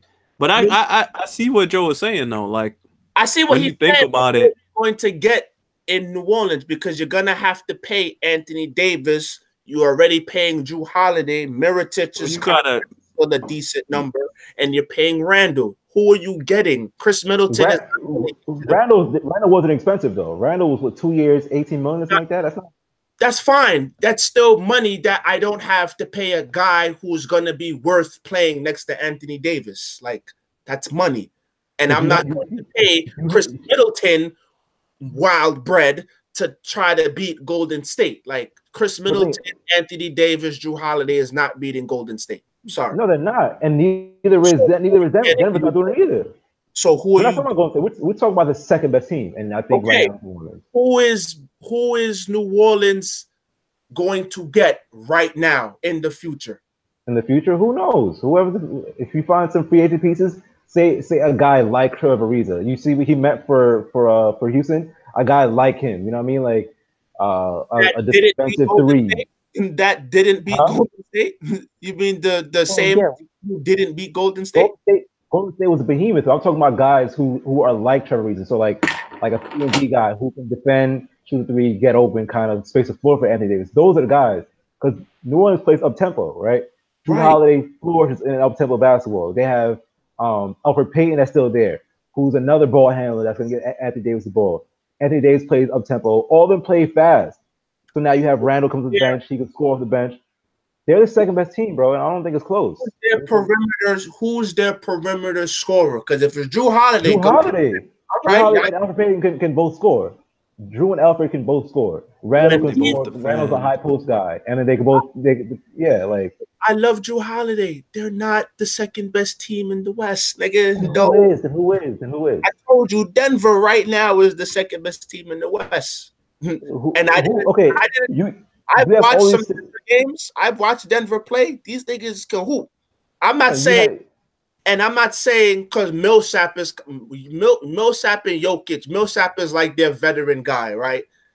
I'm not as sold as Millsap. Like to me, like if they get a better player than Millsap, I think Denver could really like what's up, Golden State? We're here because they got the young pieces and they play kind of like a New Orleans up-tempo style. So when I say New Orleans isn't the second best team, I understand that Anthony Davis has the better player, and you always go with the better player. But then when you look at the rest of their roster in terms of how they play, Denver can last much longer than New Orleans can last. I don't see that. I just don't see it. Holiday, it's like there's a drop off in talent. The guys who play, they will play because of the style of play. But if you look at Denver, Gary Harris, Otto Porter Jr. hasn't played. He's an injury-prone guy, but he hasn't played yet. They're still missing. I like their core. I like Denver's core too. I like Denver's core, and they're young. And I would bank on Denver's core with Jokic as opposed to Anthony Davis's back end of his roster. I don't see that. But then when you go when you compare AD and Jokic, AD is in another class. Of course, the pieces. It's like Drew and Drew is a player. Drew's a ball player, bro. Drew right now, really, but he's not going to beat you. You know what I mean? It looked nice versus Portland, bro. It looked nice versus Portland. It did not look nice. It was very nice. If you had a 7-game series between New Orleans and Denver, the two best players on the court would be Anthony Davis and Drew Holiday, and then everybody else. No, nigga. 100%. 100%, bro. Jokic is better than Holiday right now, bro. Nah, I don't see it. Drew Holiday is a world-class defensive player. Jokic is a good passer. Another objection, the Spurs. The Spurs are going to be the Spurs. I don't count the Spurs. They're always going to be the Spurs. In terms of this year, though, two. Right, but that's what. I think they'll finish high. Yeah, we're talking about post Warriors projecting. Yeah, we're talking about that. So when the Warriors win it this year, and Clay leaves and DeMarcus leaves, and then Dre may leave, and then you're left with KD and Steph and a bunch of misfits. The next team that can probably challenge them would be New Orleans. And let's just say New Orleans steals a Clay, or they steal Draymond, or they steal somebody. Let's just say they steal one of those guys. Then what happens? You still think Denver? Who's going? New Orleans is not taking guys what in free agency if they offer Clay the bag? If they offer Clay the bag, of course you have Anthony Davis, Klay Thompson, and Drew Holiday. All right, we got something. Okay. So now flip that. So now let's say Clay is offered the back from Denver. If he goes to Denver, who is the better team? Is it Clay on New Orleans, or is it Clay in Denver? Which is the better team? New Orleans, bro. New Orleans. Don't think about it. It's New Orleans. New Orleans with Clay is better than Denver. Have you seen Denver play? Have you seen Denver play? I've seen more than enough games. I've seen them play last year. I played the team play this year. I think I've seen one game this year, or at least highlights. But that's enough, bro. To you, to you, it's enough. I've seen Denver play a lot of games. I think the pieces on both teams are comparable, and then I feel but New Orleans has Anthony Davis, and then you're talking about Jokic in Denver, so I do feel I would give New Orleans the edge based on that. I feel the pieces outside of that, I see what Denver right now is probably playing better as a team, but then I've seen New Orleans last year in the playoffs or whatever. I feel the fact that they got Anthony Davis just has me I project them as being better. Yeah, bro. We have 2 top 5 defensive players in the league, or at their position at least. Because Drew is a dog defensively, AD is a dog defensively. So you have 2 of those guys. Most teams only have 1. Denver doesn't have 1 defensive player that can say that he's a top 10 at his position. You don't have one of that guy. Fucking horrific. Who you going to stop in the playoffs, bro? You can run up and down the court. You can have these triple doubles. Jokic throwing behind the back passes. I don't give a fuck about none of that. New Orleans is just better, bro. They're better coached. They have better players. They have a better system. That's 3-0, bro. You're just not better than that team. I don't know that New Orleans is better coached. I don't know that. I think they are, bro. I think they are. Well, okay. And if they're not better coached, they have better players. And talent wins all that shit, bro. They have Anthony Davis. He's the clear better of the two. All right, I'm gonna just pull up their rosters. I'm gonna see. I don't know what their rotations are really, but I'm gonna like look up the rosters and straight up, so we could just go and see. Okay, who's better? Like, who do we feel has a better roster? All right, I'm gonna try to look up whenever they played each other. I told you they played recently and Denver won. No. I know. I want to get the box score so I could just go. Oh, okay. But I'm just trying to. What? Jahlil Okafor is in New Orleans? Jesus Christ! I'm glad we didn't draft that guy. Yeah, he sucks. Yeah. Okay, that's one bad guy, right? Yeah. All right. All right. Let me have the game. Let me do the rosters first. So New Orleans goes AD, Julius Randle, Mirotic, Drew, Jahlil Okafor, Alfred, Frank Jackson. Don't know who the hell that is. Solomon Hill, Etwan Moore, Ian Clark, Sheck Diallo, Darius Miller. We don't these guys. I think we went through whoever we needed. I guess Wesley Johnson. I don't even know if he gets minutes. All right. Denver goes IT, Mirotic, Michael Porter Jr. That is also a wild card going forward. Yeah, come on, son. He don't have no need. Jamal Murray, solid. Gary Harris, Millsap, solid. Monte Morris, Juan Hernan Gomez, Will Barton. Come on, son. Who else matters on here? Trey Lyles. Beasley, Trey Lyles. Come on, son.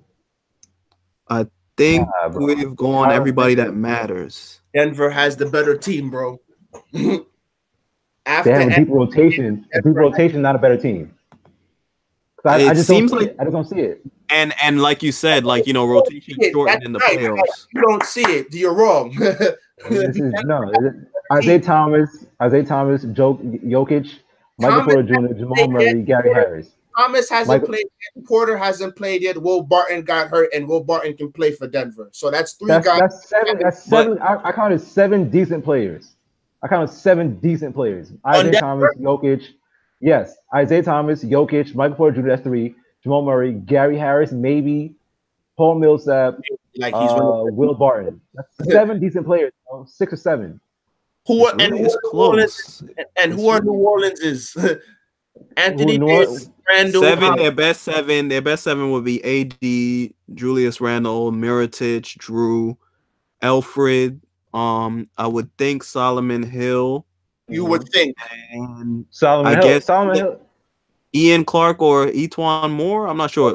Ian Clark is better than Etwan Moore. Ian Clark is better than Etwan Moore. So I think that seems like what I would think their best 7 That's is. 6? Yeah, it's 6 decent guys. Well, no. So you got to count AD as 2 players because, so that's just right. that's just math, bro. That's just math. All right. This is why I would never hire Joe to run my team. We'd lose. You're gonna have 7-10 guys that can play point guard, but none of them niggas that can rebound. None of the guys you name can play defense, bro. Not one guy is a defensive stopper on that team, son. New Orleans has 2 of them.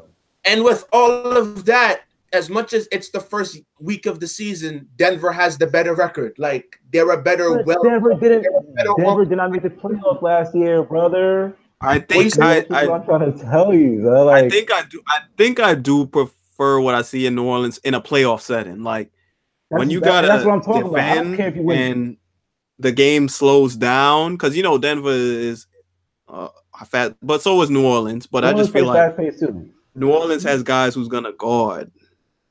And Denver has playoff tempo. They don't have enough talent to play off slow down basketball game. They just don't have it. It's close. They just don't. They don't have it. But we're not arguing right now. You said going forward, and I still pick New Orleans. And you're wrong. There's nothing about New Orleans that's better than the talent you just named off of Denver. There is. Yes, there is, bro. Who? We just named like 6 players, bro. What the fuck are you talking about? We just named mad niggas. Is Millsap in the last? He had signed like a 3-year deal, right? Right. Last year of his contract. I don't view him as a part of their future. I agree. So we're naming guys that won't be there. Michael Porter Jr. hasn't played yet. We have no idea who his knees are going to be like, or his back, or whatever. He has. Bro, I think you're underestimating how good Jokic is. Like, he's not better than Anthony Davis, but I can build my team around Jokic. Like, niggas just argue me about Jokic versus. It also depends on how good do you think Jamal Murray and Gary Harris are. They're better. I don't think Gary Harris is that good. I'm taking that backcourt over Holiday. Over Drew and Alfred? You're smoking the finest crap. For the future. We're talking about not even. Drew Holiday is 28, bro. I don't need you to be 22 for future. Drew Holiday is still a future piece. Niggas play till they're 35, and they play well till they're 35. So he's 28. Gary Harris is 23. Okay, but so garbage. I don't give a fuck about this one. Who's better, Murray or Payton? Murray or Payton? I don't know. That's a wash. That's really a wash. That's a wash? That's a wash, bro. Yo, don't Serbian. Nigga said, wait, first. Wait, so he said, Serbian and his cancer. You get clamped. He called him Serbian and his cancer. Jokic has been clamped before, so let's not be like. You gotta admit, bro. In the playoff series, AD and Jokic, we know who win in that match. Come on, dog. Come on, son. Bro, see, this is the problem with I never said Jokic is better than Davis. Nah, right? I know you know that. I know, but you're saying you prefer Denver as a whole. Now we're going through the rest of the roster, and Joe's statement was, and the Pelicans are next. And I'm saying, well, my thing is better, bro. They're better. That constitutes next. Thing is Davis, because I like Drew. I think you might be underestimating Drew some. He absolutely is. We know what Drew Holiday is. We don't know what Gary Harris or Murray are because they're young. Now get a better player than Millsap to play with Jokic with. Okay, wait. So you just say you don't know what Gary Harris is because he's young. So how are they better? Because you're going off strictly potential. You show no reason. What year is this for Gary Harris though? I feel all right. This is what I'm saying. He's not good right now. He's gonna be ass. That's it. Jamal Murray's 21, giving you about 15 a night right now. Jamal Murray's really young. All right, Gary Harris is averaging 18 a night right now. How old is he now? How old is he though? Gary Harris is like 25. 24. I was gonna say because I feel like he's been in the year for a while now. Drew Holiday is giving you 17 a night at 28. No problem. At some point, Jamal Murray and Gary Harris's points are going to uptick. He likes stats. They're gonna uptick. You're not listening to what I'm saying. You're being Joe Sway right now. I don't watch them enough to even know. I don't watch Denver enough to. They're not that good, bro. They're not that good. Why you argue with the guy who watching them? Like, I'm watching them. They're not that good, bro. They're not that good, son. I have no clue what I feel. We saw Drew Holiday put two. I've seen Drew perform in the playoffs. Premier offensive talent in jail, bro. Dame is still in jail. And none of those two guys are Dame. None of those two guys are Dame. Come on, man. Come on now. Drew Holiday is a top 8 defender in the league. They're the next up. You have yet to make a solid argument for them being. I have. All you going is by potential. Oh, he puts 18 in the game, so he might get better. He put 25 in the game, so he might get better. He's only 23. I don't give a fuck how old these niggas are. Wait. Hold on. So this year, what out of these two teams, who you think is gonna have a higher seed and going into the playoffs? New Orleans. I don't know that. New Orleans. Denver's gonna roll. You will say Denver. No, I said I don't know. I don't know. Denver is. People said Denver's gonna cool off. I agree with you. But what I'm saying is, you said they're next up, and I'm like, I'm looking at their roster, and they're next up. They have New Orleans is almost in win now mode right now. right? They have money tied to Holiday. Randall, yes, he's at a cheap contract, but that's still money that I can give someone else if I'm not paying him. That's nine. Okay, and what you're saying is fine, but what does it have to do with Denver being better? Denver is still not better. What I'm saying is, better going forward. Rid of Paul Millsap's contract, now I can pay a guy who's better than Millsap and can possibly be better. Okay, all right. Now this. Okay, cool. Let's say Jokic is the second best player with a guy who you can pay max money on Denver. They have a better roster now than New Orleans. I love that you said that. Now it comes down to market. Who's going to Denver, bro? Denver's not a terrible market. Who would you think is gonna choose to go to Denver over a team like New Orleans play with Anthony Davis? Name one person that would be willing to move to Denver, Colorado, over New Orleans, Louisiana to play with Jokic and Gary Harris and Bumney Porter Jr. over Drew Holiday and Anthony Davis.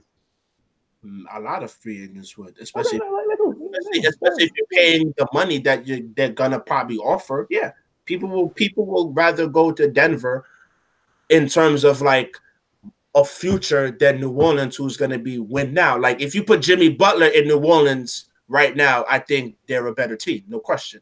But you said next up. I'm arguing your statement. That's what I'm like.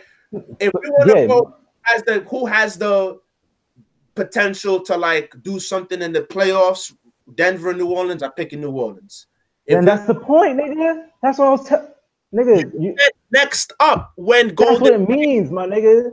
When Golden State finally ends their dynasty, whatever it is, who has the next chance to be the best team in the West? That's what next up means, brother. It's New Orleans. I feel like I just have to roll with New Orleans off the strength of AD.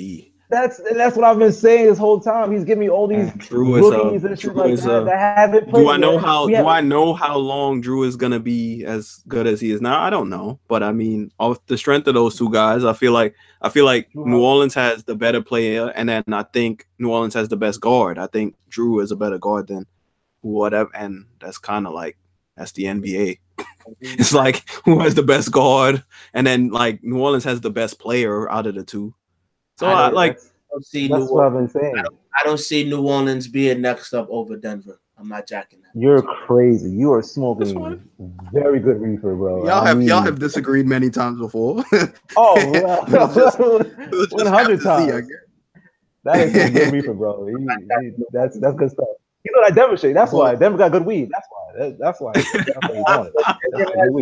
Denver has phenomenal weed, and that's why you want it, bro. Like, no, but look, wait. So we didn't do this last week. I take the occasional dry weed joke because Rose smokes weed. Okay. All right, forget all that. So we beat that drum 1,000 times. Let's get back to ball now.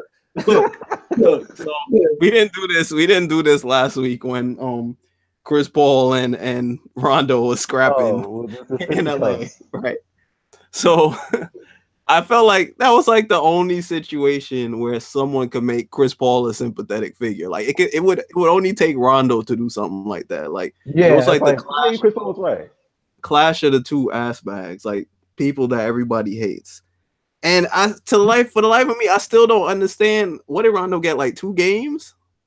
Like he clearly spit on him. He spit on a nigga. So yeah, he spit on a nigga. That's violation. Like people die for less than that. Like you cannot spit on nobody nowhere in the world. Chris Paul handled it all wrong. You should have swung at him. I don't need that. He should have snuck immediately. Yeah, I don't care if you confused. If you think he spit on you, it's snuff time. Like why did he start with a mush? Yeah, that's more than enough. Yeah, even somebody talking about spitting on me is enough for me to punch you in the face. That's more than enough. If you think about spitting on me, I'm gonna punch you in the face. The fact that he did it and he was like, "Oh, the finger point," I'm like, "Bro, hit this nigga, please." Like you have to start with a snuff. After spit is violence. That's it. Like there's no talking after that. There's no other action to be taken.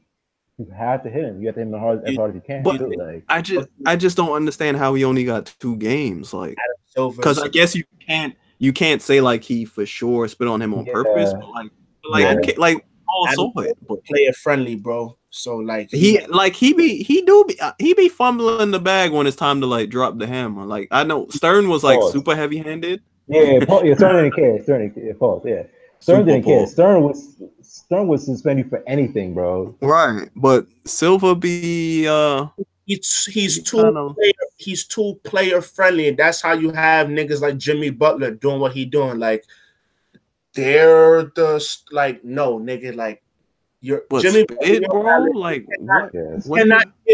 you cannot give Rondo, Chris Paul, Ingram less than 5 games. Like Ingram should have gotten like 10 games, nigga, because you kind of like the initiator. Yeah, he escalated it, yeah.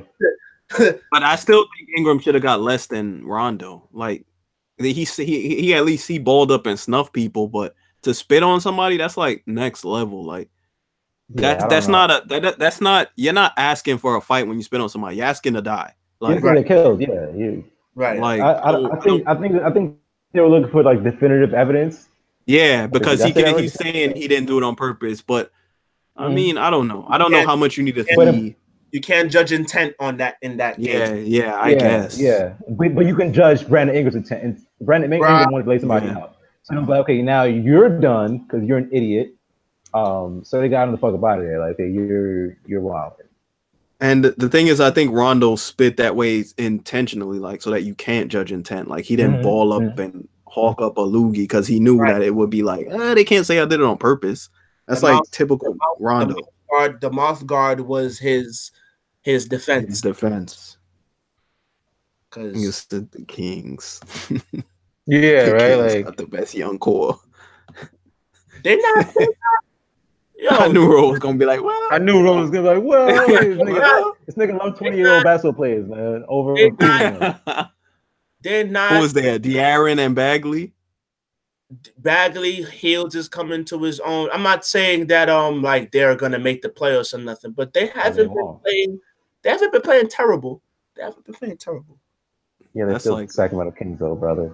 Yeah, it's a terribly run organization. For sure. Yeah, they're terribly. But I'm just saying, like, what I've watched like one game of theirs, and like I peeped like the box score and like a lot of their highlights like afterwards, and they're not terrible. You know, they're gonna miss the playoffs, but if they can, that's a given. If they can keep doing what they're doing, they can do something. But because they're the Kings, it's like the year they have potential, they'll overpay for like Enes Kanter. Like Enes Kanter will be there, and it's like Jesus Christ. Enes Kanter and Marvin Bagley front court. That is a turnstile supreme. Right. Ooh, that's what I'm saying. Like they giving up 150. Right, 150. 4 years, 150 million. The Sacramento Kings have signed Enes Kanter. We're like, why did you do that, Sacramento? Like you had something good going. Why? The Kings, they're not.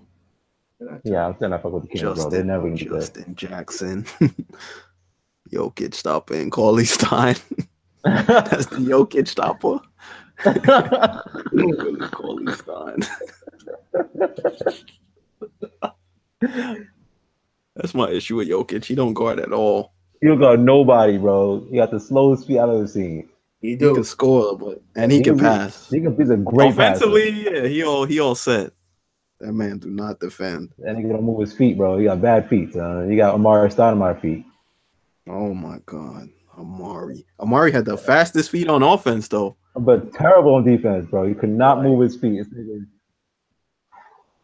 Jesus Christ. The Nets. Did I see the Nets throwing it back in his cancer? Nah. They actually, I think they're trying to do things the right way. Yeah, they have a good thing going right now, man. They do. Yeah, they do. They just talk too much. Right now. Yeah, because their whole thing, they're not making the playoffs. Their whole thing right now is being the bigger brother in New York. Yeah, so that's the only thing they care about. Like, oh, we beat the Knicks. Okay, everybody beat the Knicks. Nigga, we're terrible. Like, right. Like, they honestly shouldn't have. Like, they're in a position where they shouldn't have lost that game to the Knicks. Yeah, like, they're supposed to. The Knicks aren't trying to win. Like, that's all they care about, and it shows every time like they play. It's like, okay, all right, guys. championships. My nigga, all the teams in New York that end in ETS, they're always trying to be the next team. Yeah, like that's just what it is. Like the Mets are a disgrace, and they'll continue to be a disgrace. The Jets, well, the Giants stink too. That's always a little brother. Now the Nets stink, but the Giants have won in my lifetime twice. Yeah, like the Jets will always be a little brother, and it's like it's I don't see a situation when the Jets are big brother. Yeah, they'll never be the big brother. Same thing with the Nets now. The Nets not really New York. They're the Brooklyn Nets, my nigga. Nobody thinks about them as a New York team. Oh, they play that little stadium in Brooklyn. Like nobody gives a shit about the Nets. So, like, in Jersey, bro. They stood even when they were great, and even when they were great in Jersey, like they had great teams. Kerry Kittles, Kenyon, J Kidd. Nobody cared. Lucius Harris, Aaron Williams. The mask. Put some respect with the lineup. Put some respect. Keith Van Horn, when Keith Van Horn could play with the socks, bro. Before he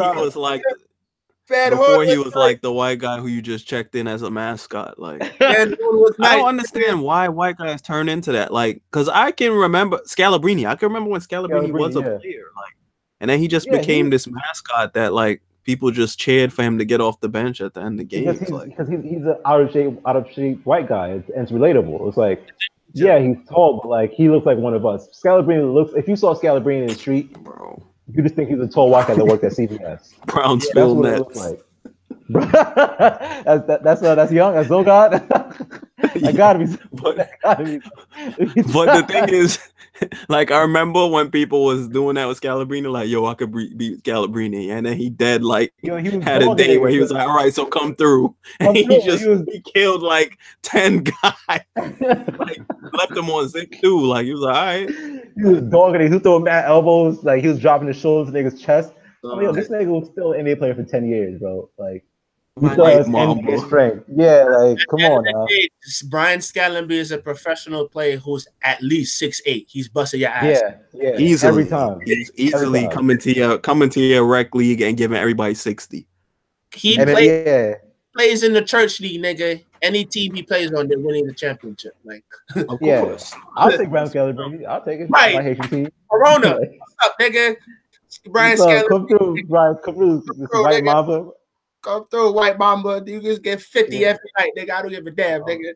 I'm teaching Brian Scalabrine Creole, son. Nigga, but all the Haitians, bro. He lit, son. Feed that nigga oxtail and recipes with dry rice. Oh, he good, bro. He's invited to the cookout, bro. Brian Scalabrine invited to the cookout. It's lit. It's litty. Yo, I still can't believe Vince Carter and Jared Dudley. I think I'm more insulted by Jared Dudley. Yeah, they're starters, bro. Dudley is starting in the NBA, nigga. Yeah, they're starters, man. In 2018, man. Vince Carter is better at 87 years old than Jared Dudley at 24, nigga. Yeah, like, no, 100%. But it's still offensive to see Vince Carter starting. It's still offensive to see both of them starting basketball games in 2018. Right, but Jared Dudley, nigga. Yeah, right. Jared Dudley shouldn't have been starting in his life to begin with. I don't know why he's starting now. Jared Dudley, nigga. I remember the game, and I know Melo's the punching bag now, but I remember the I remember that. The first game back. And then Melo was like, word bet, nigga, and gave that nigga like 37 like, all jumpers. My face, like, come on, dog. Jared Dudley. Like, come on, nigga. Jared Dudley. That was braids at Boston College, nigga. Have some respect for yourself, nigga. Jared Dudley was on the Kobe stopper list with like Raja Bell and the rest of the barbecue chicken. Ruben Patterson. He probably threw Bonzi Wells in there once or twice. Bonzi Wells number one. Bonzi was first one. Who else was Tony Allen. Tony Allen. Battier. Shane Battier was the. I remember Shane Battier wrote a dissertation on like face guard. Yeah, nigga wrote a book. He was the first one who started. I think Kobe knows where the hoop is. Like, I don't care if you put your hand, like he knows where it is. Like, I think Kobe tortured the first game back, man. Battier wrote a book and Kobe immediately dropped 45 on him. Like, it's like, what are you doing, bro? It's like, do you want to upset him? Like, Yeah, don't like write a yeah. book on defending Kobe. So he was on the LeBron show one time, and like they would do it because they were making fun Matt Barnes. They were making fun of the fact that he was the Kobe stopper and he wrote the book. And they asked him a wild thing like, "What's the most Kobe's ever scored on you?" And Batty said, "Kobe scored 50 on me 3 times." What? So what are you stopping? Right. What are you stopping? So like, right. Was he gonna score 80 if you didn't guard him? Like, and I think Bruce Bowen was on there. I remember one of the 50s. It was in like 37. It was in like 33 minutes. It was like Kobe walked. Nigga, go to bed. I remember one specifically like. Cannot catch multiple pieces, 50 pieces, and right, like, yo, this is how you stop this guy. The stat that makes me smile is the one that's going around right now, that in the last 9 games, 4 50-point games have been scored. The only time it is by Kobe Bryant. He did it himself. He did it himself in a week, son. I think my favorite Kobe story was when he was playing San Antonio. I think it was the playoffs one year. And it was George Hill's like rookie year, and he was guarding Kobe. So then Pop came to him and like the huddle was like, "Yo, George Hill, don't look Kobe in the eyes." What? Like, what are you talking about? Like, don't look him in the eyes. What the fuck are you talking? And I heard that. I'm like, nigga, he's a grown ass man. So like, don't look him in the eyes. That was the only thing he had saved for like the whole game. Like, yo, just do your best. Like. And then Kobe ended up torching for like 37 or some shit like that. Like nigga, like if you look him in the eye, would he have given you 50? Like right. Yo, like that's kind of like I was dying. So I'm like, the Pop knows. That's crazy advice. Yeah, like just don't look him in the eyes. Don't look him in the eyes. Like in the middle of a huddle, yo, don't look him in the eyes. Medusa treatment, bro. Yeah, like I'm gonna like, come on now. Let's see if I can find that shit. I was studying out of lake. That shit was jokes, yo. All right. I don't got nothing else unless y'all got something. Nah, we good. We just shooting shit now. We've been talking shit for like an hour now. Like we finished basketball talk like an hour. We spent like an hour on Denver, New Orleans. On Denver, yeah. Like we've been done. We've been done. This is what me and Joe Swear were like in high school every day. So every single day, bro. We argued about everything. So yo. Only I can talk shit about Joe Swear. None of y'all bum ass niggas. The Wizards. Wait, somebody asked how we feel about the Wizards. Aren't the Wizards like 1-7 right now? Ass, bro. How are they so bad? Fuck Howard Porter Jr. Fuck Dwight Howard. Fuck the Wizards, nigga. AAU ass team, nigga. Fuck the Wizards. But why are they so bad? 1-7? Because Bradley Beal and John Wall do the same thing. Like, yeah, they've turned into the same players, man. They turn, and that's sad, because John Wall's fat now, so he don't really attack the rim anymore. So he's fat and got braids. Don't he got braids? Yeah, he got braids, bro. First wrong decision. Kill Mo, nigga. Kill Mo. He like working UPS now, son. Like he's a bum. He look like he playing foams. He look like he playing foams. He's dead playing foams, bro. The ACGs, nigga, like. They got no center. The coach stinks. Who's the coach? Is it what's his name? Scott Brooks, right? Oh, he's ass. Yeah, he's ass. He's super ass. Who is playing center there? Who is playing center there? Is it Gortat still? Dwight. Dwight? Didn't he have like a butt injury? Like, yo. Yeah, it was some weird injury, son. Yeah, he got tats now too. I bet you he added like a inch to his shoulders or something though. Like he's another one of those. Let me just get stronger. Like that's the answer. Let me just get stronger. No jump shot, no free throw, no post game. He's gonna be in the gym all summer lifting mad weight. Mad bench press. Mad bench press. I did add an inch to my biceps though, so great off season. They did pay Jan Mahimi. He right. They paid Jan Mahimi. Oh, Jan Mahimi is ass. Jan Mahimi might be the worst player in the NBA, bro. And that's not even a joke. They gave Jan Mahimi the bag too. That was that summer. Was that the same year like Joakim got everybody was getting paid that and summer. What's this dude's name? What's this dude? The African dude. Fred. Solomon Hill for Solomon going Hill, yeah. for going Indiana 8 for game. in one playoff game. That nigga got Yeah. like 5 mil. Like Bismack. Then Bismack got the bag. Bismack Biombo. Oh my Bismack God. Biombo got the. Yeah, it was that summer. It was bad. It was looking bad for the league. Watch this shit because I remember this dumbass nigga Timothy talk about. I want the Knicks to give him money over Dwight. Like, no, nigga, do not give Biombo money over Dwight Howard, nigga. Jesus No, nigga. No. Oh my Bismack. Bismack? Like what? Nah, that dude sound like some Tim stuff. He want to give Bismack the bag. Tim has had some of the most historically bad sports take ever. Remember that time he said Trent Richardson could play tight end, son? I'm like, Trent Richardson is 5'6". He's like, yo, you put him in the middle of the field. Like, Tim just be saying whatever come to his mind. Like, I disagree with Joe on a lot of sports shit, but like I know it comes from a logical place. Yeah, you know what I mean? Like Corey, another one, all Philly nigga. Like, no, Corey. Let me tell you, Corey. I think Corey knows things, but he lets his Philly bias like lead him astray. Like he's good with everything else. Yeah, it's like he can speak objectively about, but then when it comes to Philly, it's like, nah, you just grasping at straws now, man. Like, how dare you? Philly had him thinking like Nick Foles was like Joe Montana. It was like, come on, Corey, you're blinded. You're blinded by the green. How dare you, nigga? And who's the on Twitter? Because I tweeted a long time ago, nigga. What do you want? Irvin, whatever whatever his name is on Twitter, the weird judge, he's a Wizards fan. Oh, where is it? Wanza?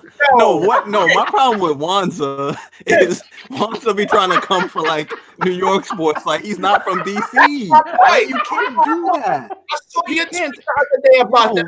Bro.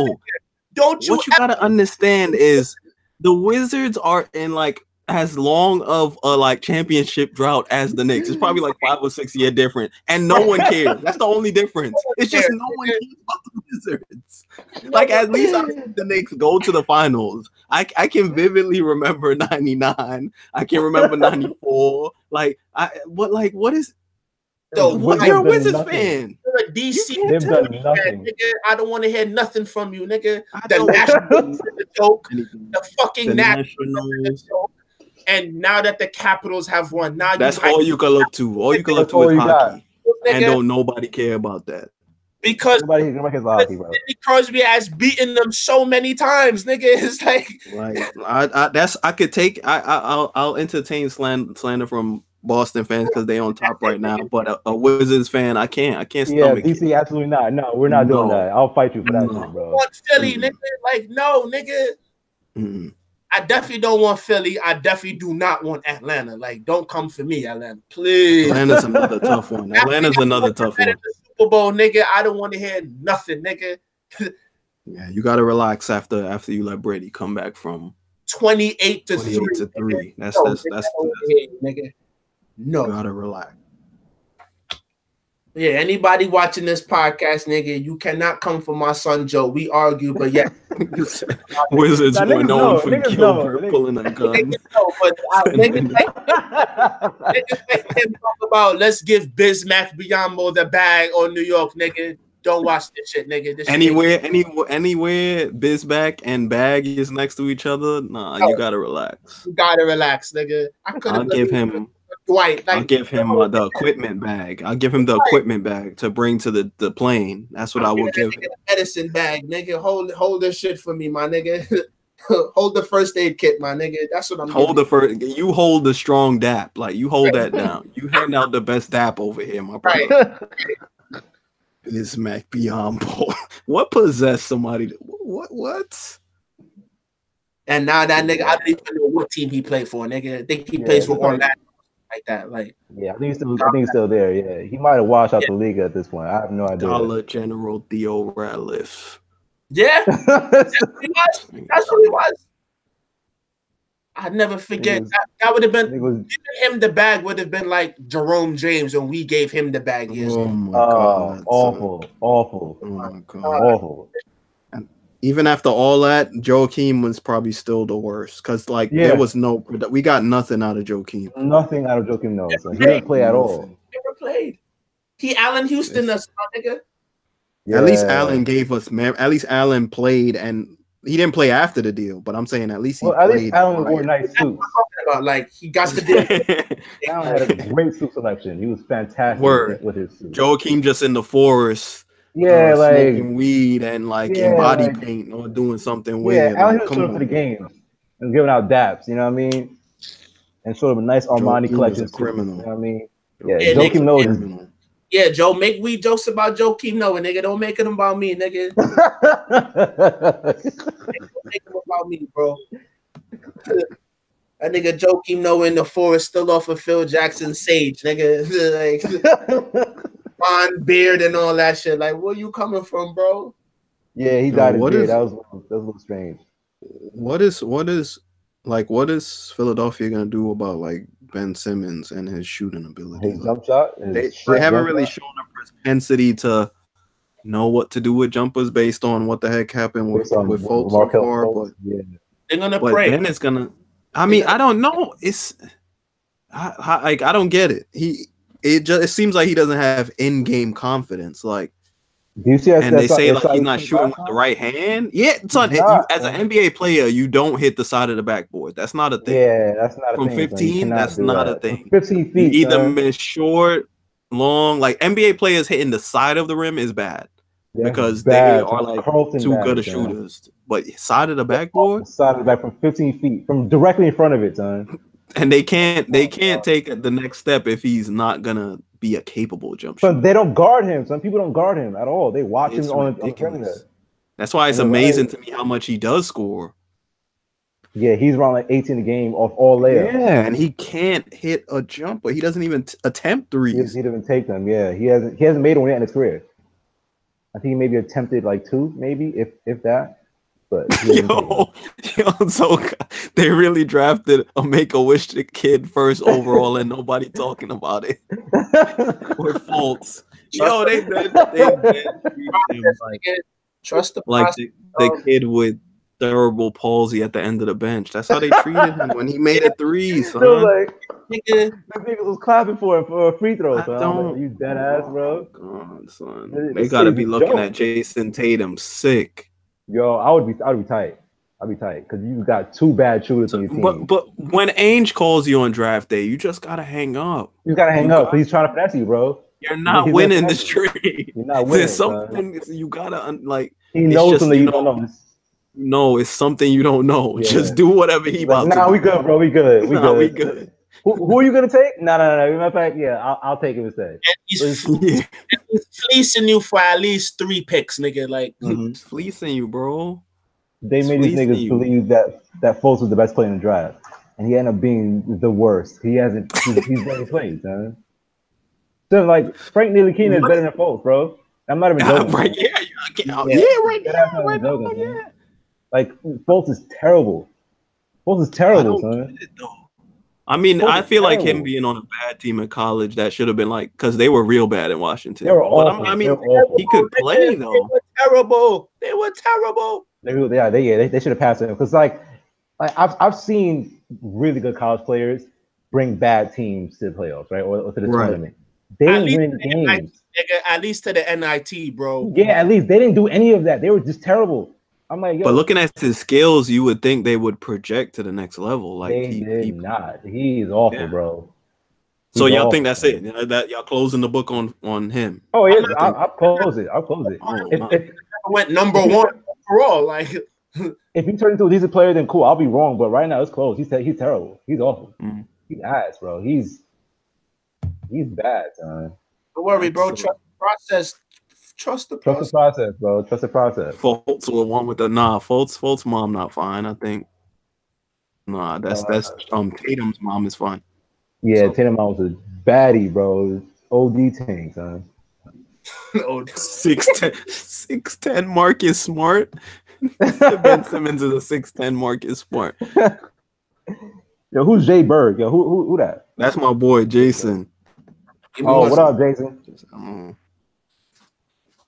for the fine mom. Benjamin, you don't Ben don't got no random Grizzlies questions. Who the Grizzlies drafted? What's Jaren Jackson, right? Yeah, To Memphis. They're ass too. I haven't seen. I haven't seen. Yeah, I don't know what any of his game. I haven't. They don't play they don't got no primetime games. Absolutely not. Absolutely. Yeah, not. I can't wait to fire up this Marc Gasol game. Mike Conley's special tonight. Mike Conley might give you. Mike Conley's gonna go off for 17 points. Oh, he's gonna go. 6 assists. You know the Grizzlies are good for like a 5-6 seed, but it's just like no one cares. Nobody wants to watch the Grizzlies, bro. No one wants to watch grit and grind. We're good. The grindhouse. Marc Gasol gonna go off. He's gonna explode for 21 points. He's gonna explode for 21. Around high 30, nigga. He might give you 2 blocks too, bro. Like you never know, man. Woo, those blocks. Oh man, he's gonna anchor the paint, man. He's good. Mike Conley good for a double single every points, 5 rebounds, 5. He's filling up the stat sheet. Oh snap! Mike Conley had 4 steals tonight. Explosive. Great for that. Oh my god! He exploded for 4 steals. Exploded for 4 steals. He had mad strong layups tonight, bro. Best I've ever seen him play. That's a season maker right there. High 5 3-pointers. Franchise record 6. Like, yo,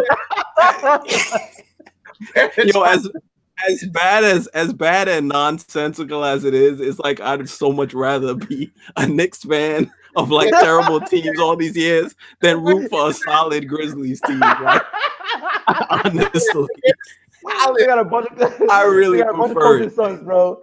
Everybody is a pill grinder in that team. I don't want to see that shit, bro. I don't want to see layups. Mad layups, yo. Mad strong layups. Mad team basketball, son. Get that out of here. Not 7 seconds or less. They're 23 seconds or more. That's the Grizzlies' offense. Reset the whole shot clock.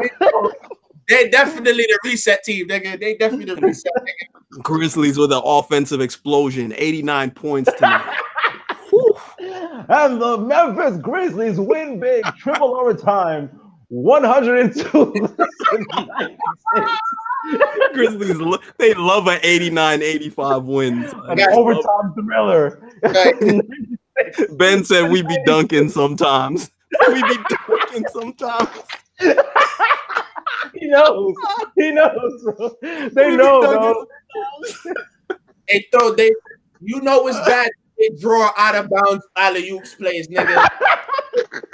Nah, they be drawing out of bounds play that get you a strong layup, bro. An open baseline too. For Mike Conley, bro. An open baseline 12-footer. That's what they draw up out of bounds. And they named the play Hoosiers too, my nigga. Mad screens. Who's the coach in Memphis now? Jaeger? I have no idea, sir. I have no idea. I think it's Jaeger. I think so. Nah, Jaeger in Sacramento. They fired that nigga. They fired. Hold on, let me see. I'm about to read off the Grizzlies roster so I can laugh. Please don't read it. I just want to see who's there. That kid, I think Josh Jackson. Yo, this is. Oh, JB Bickerstaff is the head coach. Jesus Christ. He sounds like a. Wait. Hold on. Chandler Parsons is still in the league. Chandler Parsons is Grizzlies. Chandler Parsons is still in the league? What? Stealing money, nigga. Stealing money. No, bro. I'm looking at this roster. Team. This is the all first team strong layup roster right here. Son. This looks like the slow. All right, you got to start at the top with like the big guys. You got Mike Conley Jr., Marc Gasol, Jaren Jackson Jr., Chandler Parsons. Yeah. I don't even know who this is. His name is Watanabe. Never Utah heard of him before. Watanabe. Wanza Javon Wade. Carter. Javon Carter looked like a D-League standout right here. Kyle Anderson. This is the ultimate strong lane. Ultimate. I don't think he ever dunked the ball in his life. He never ran above 9 miles per hour in an NBA game in his life. Omri Caspi. Wow. Andrew Harrison. I don't even know if that's the good Harrison twin. I have no clue. Yeah, both of them were ass though. Oh, no. I know this. You cannot tell me this person is still in the league. I'm not believing it. Who? Marshawn Brooks is in the league again? You lying, son. You lying, son. Young Kobe is in the league? Young Kobe, Afro Kobe's in the league, son. Afro Kobe, Marshawn Brooks. Brooks is in the league and in Memphis. What? Nah, Memphis gotta blow it up. They gotta blow it up. Garrett Temple? I know Garrett Temple. He's ass. Shelvin Mack is good for a strong contested layup. Nah, he might hit a floater. That's gonna he might hit the crowd up. Yo, oh that's gonna really make the crowd go crazy in Memphis, bro. Dylan Brooks, Jermichael Green, Wayne Selden Jr. Wayne Selden could dunk. He's the one dunker. That's your dunker right there. That's the dunker. That's the quarter, but he doesn't play because he can't dribble. Right. Right. Nah, I did not know Marshawn was back in the league. I'm not even joking. No, I had no. I thought he washed out like years ago. The Grizzlies are 5-2. Yo, see, they be good. They be good for a solid 7 seed, and nobody knows. And nobody knows until the playoffs start. It's like the Grizzlies are first team all hope, nigga. Like 5, and they'll get swept, but every game will be less than 5, nigga. Like it's like, man, they really competed tonight. They lost by only 7. That's the kind of that they're on. Like first team all victory, my nigga. The only NBA team looking to keep under like 90 points a game. Like they trying to with none of that shit, son. I don't know. Overtime thriller ends with Memphis winning big, 112 to 104. That's Jesus Christ. I pray for y'all Memphis fans, man. And not just the basketball team, just in general, like those who live there. Like the Grizzlies don't have a first this year. Why don't they have a first? Because who they give it up for? Yeah. Or next year? Was that like with? I hope that wasn't with Chandler Parsons. Yo, that nigga's stealing money, bro. Chandler had like a good year, and then like he just been stealing ever since. He the Jay Cutler of basketball. Oh, that's good. You're right. That's a good comparison. He's absolutely Jay Cutler of basketball, bro. Hey, Harrison Barnes in Dallas stealing money.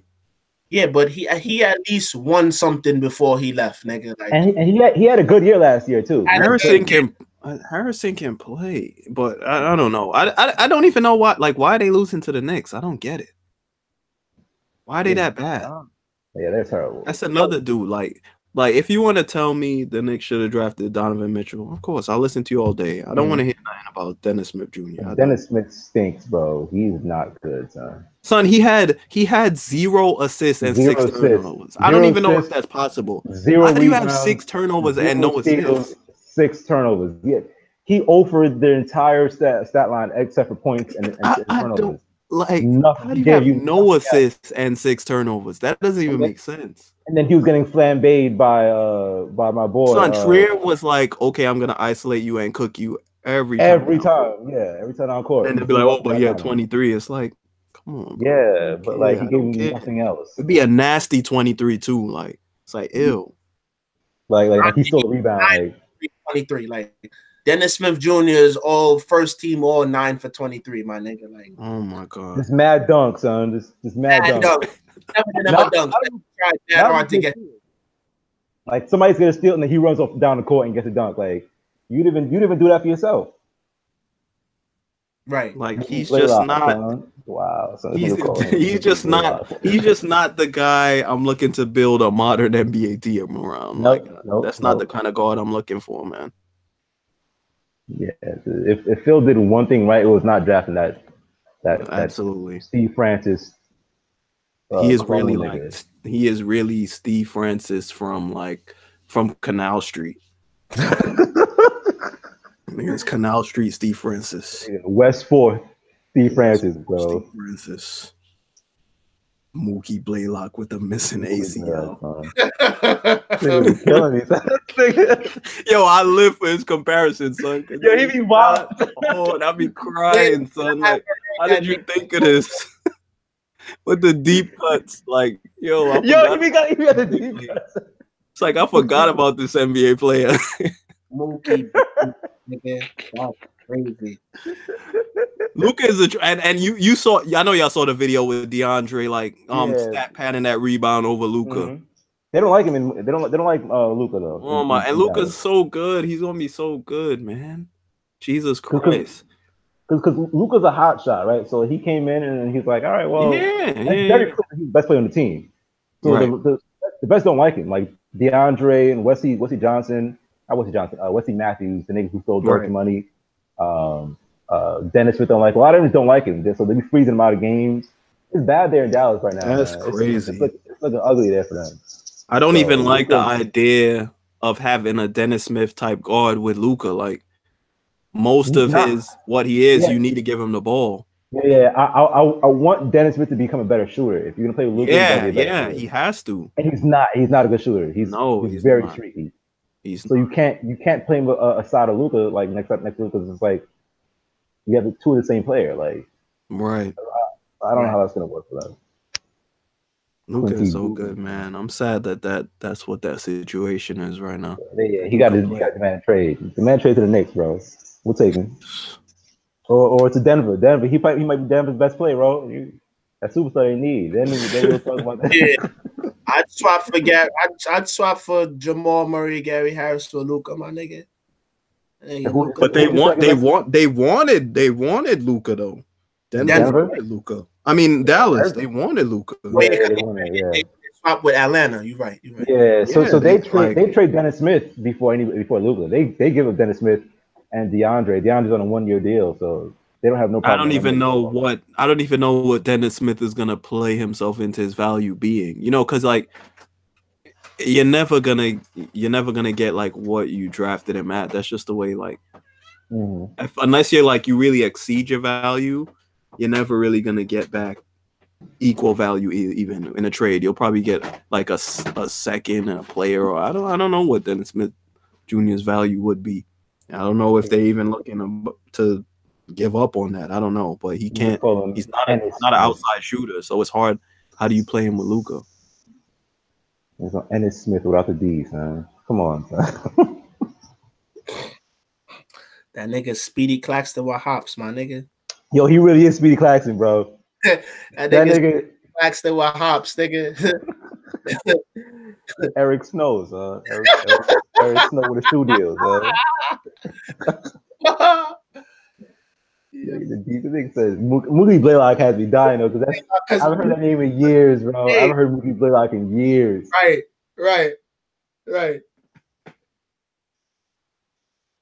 All right, nigga, I'm tapped out. I ain't got nothing else to say, nigga. We've been we just been shooting shit for like the last 2 hours, yo. So like, we've been bullshitting for a long time.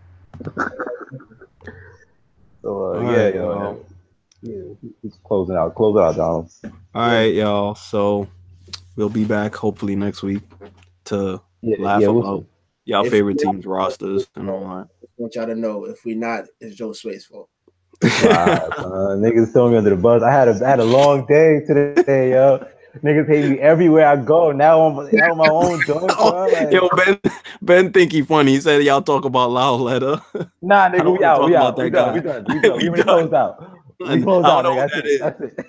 I don't know. I never heard of I don't know who the Giants are. I'm boycotting the NFL. Yeah, I'm taking a knee every time the Giants play. I kneel with Cap.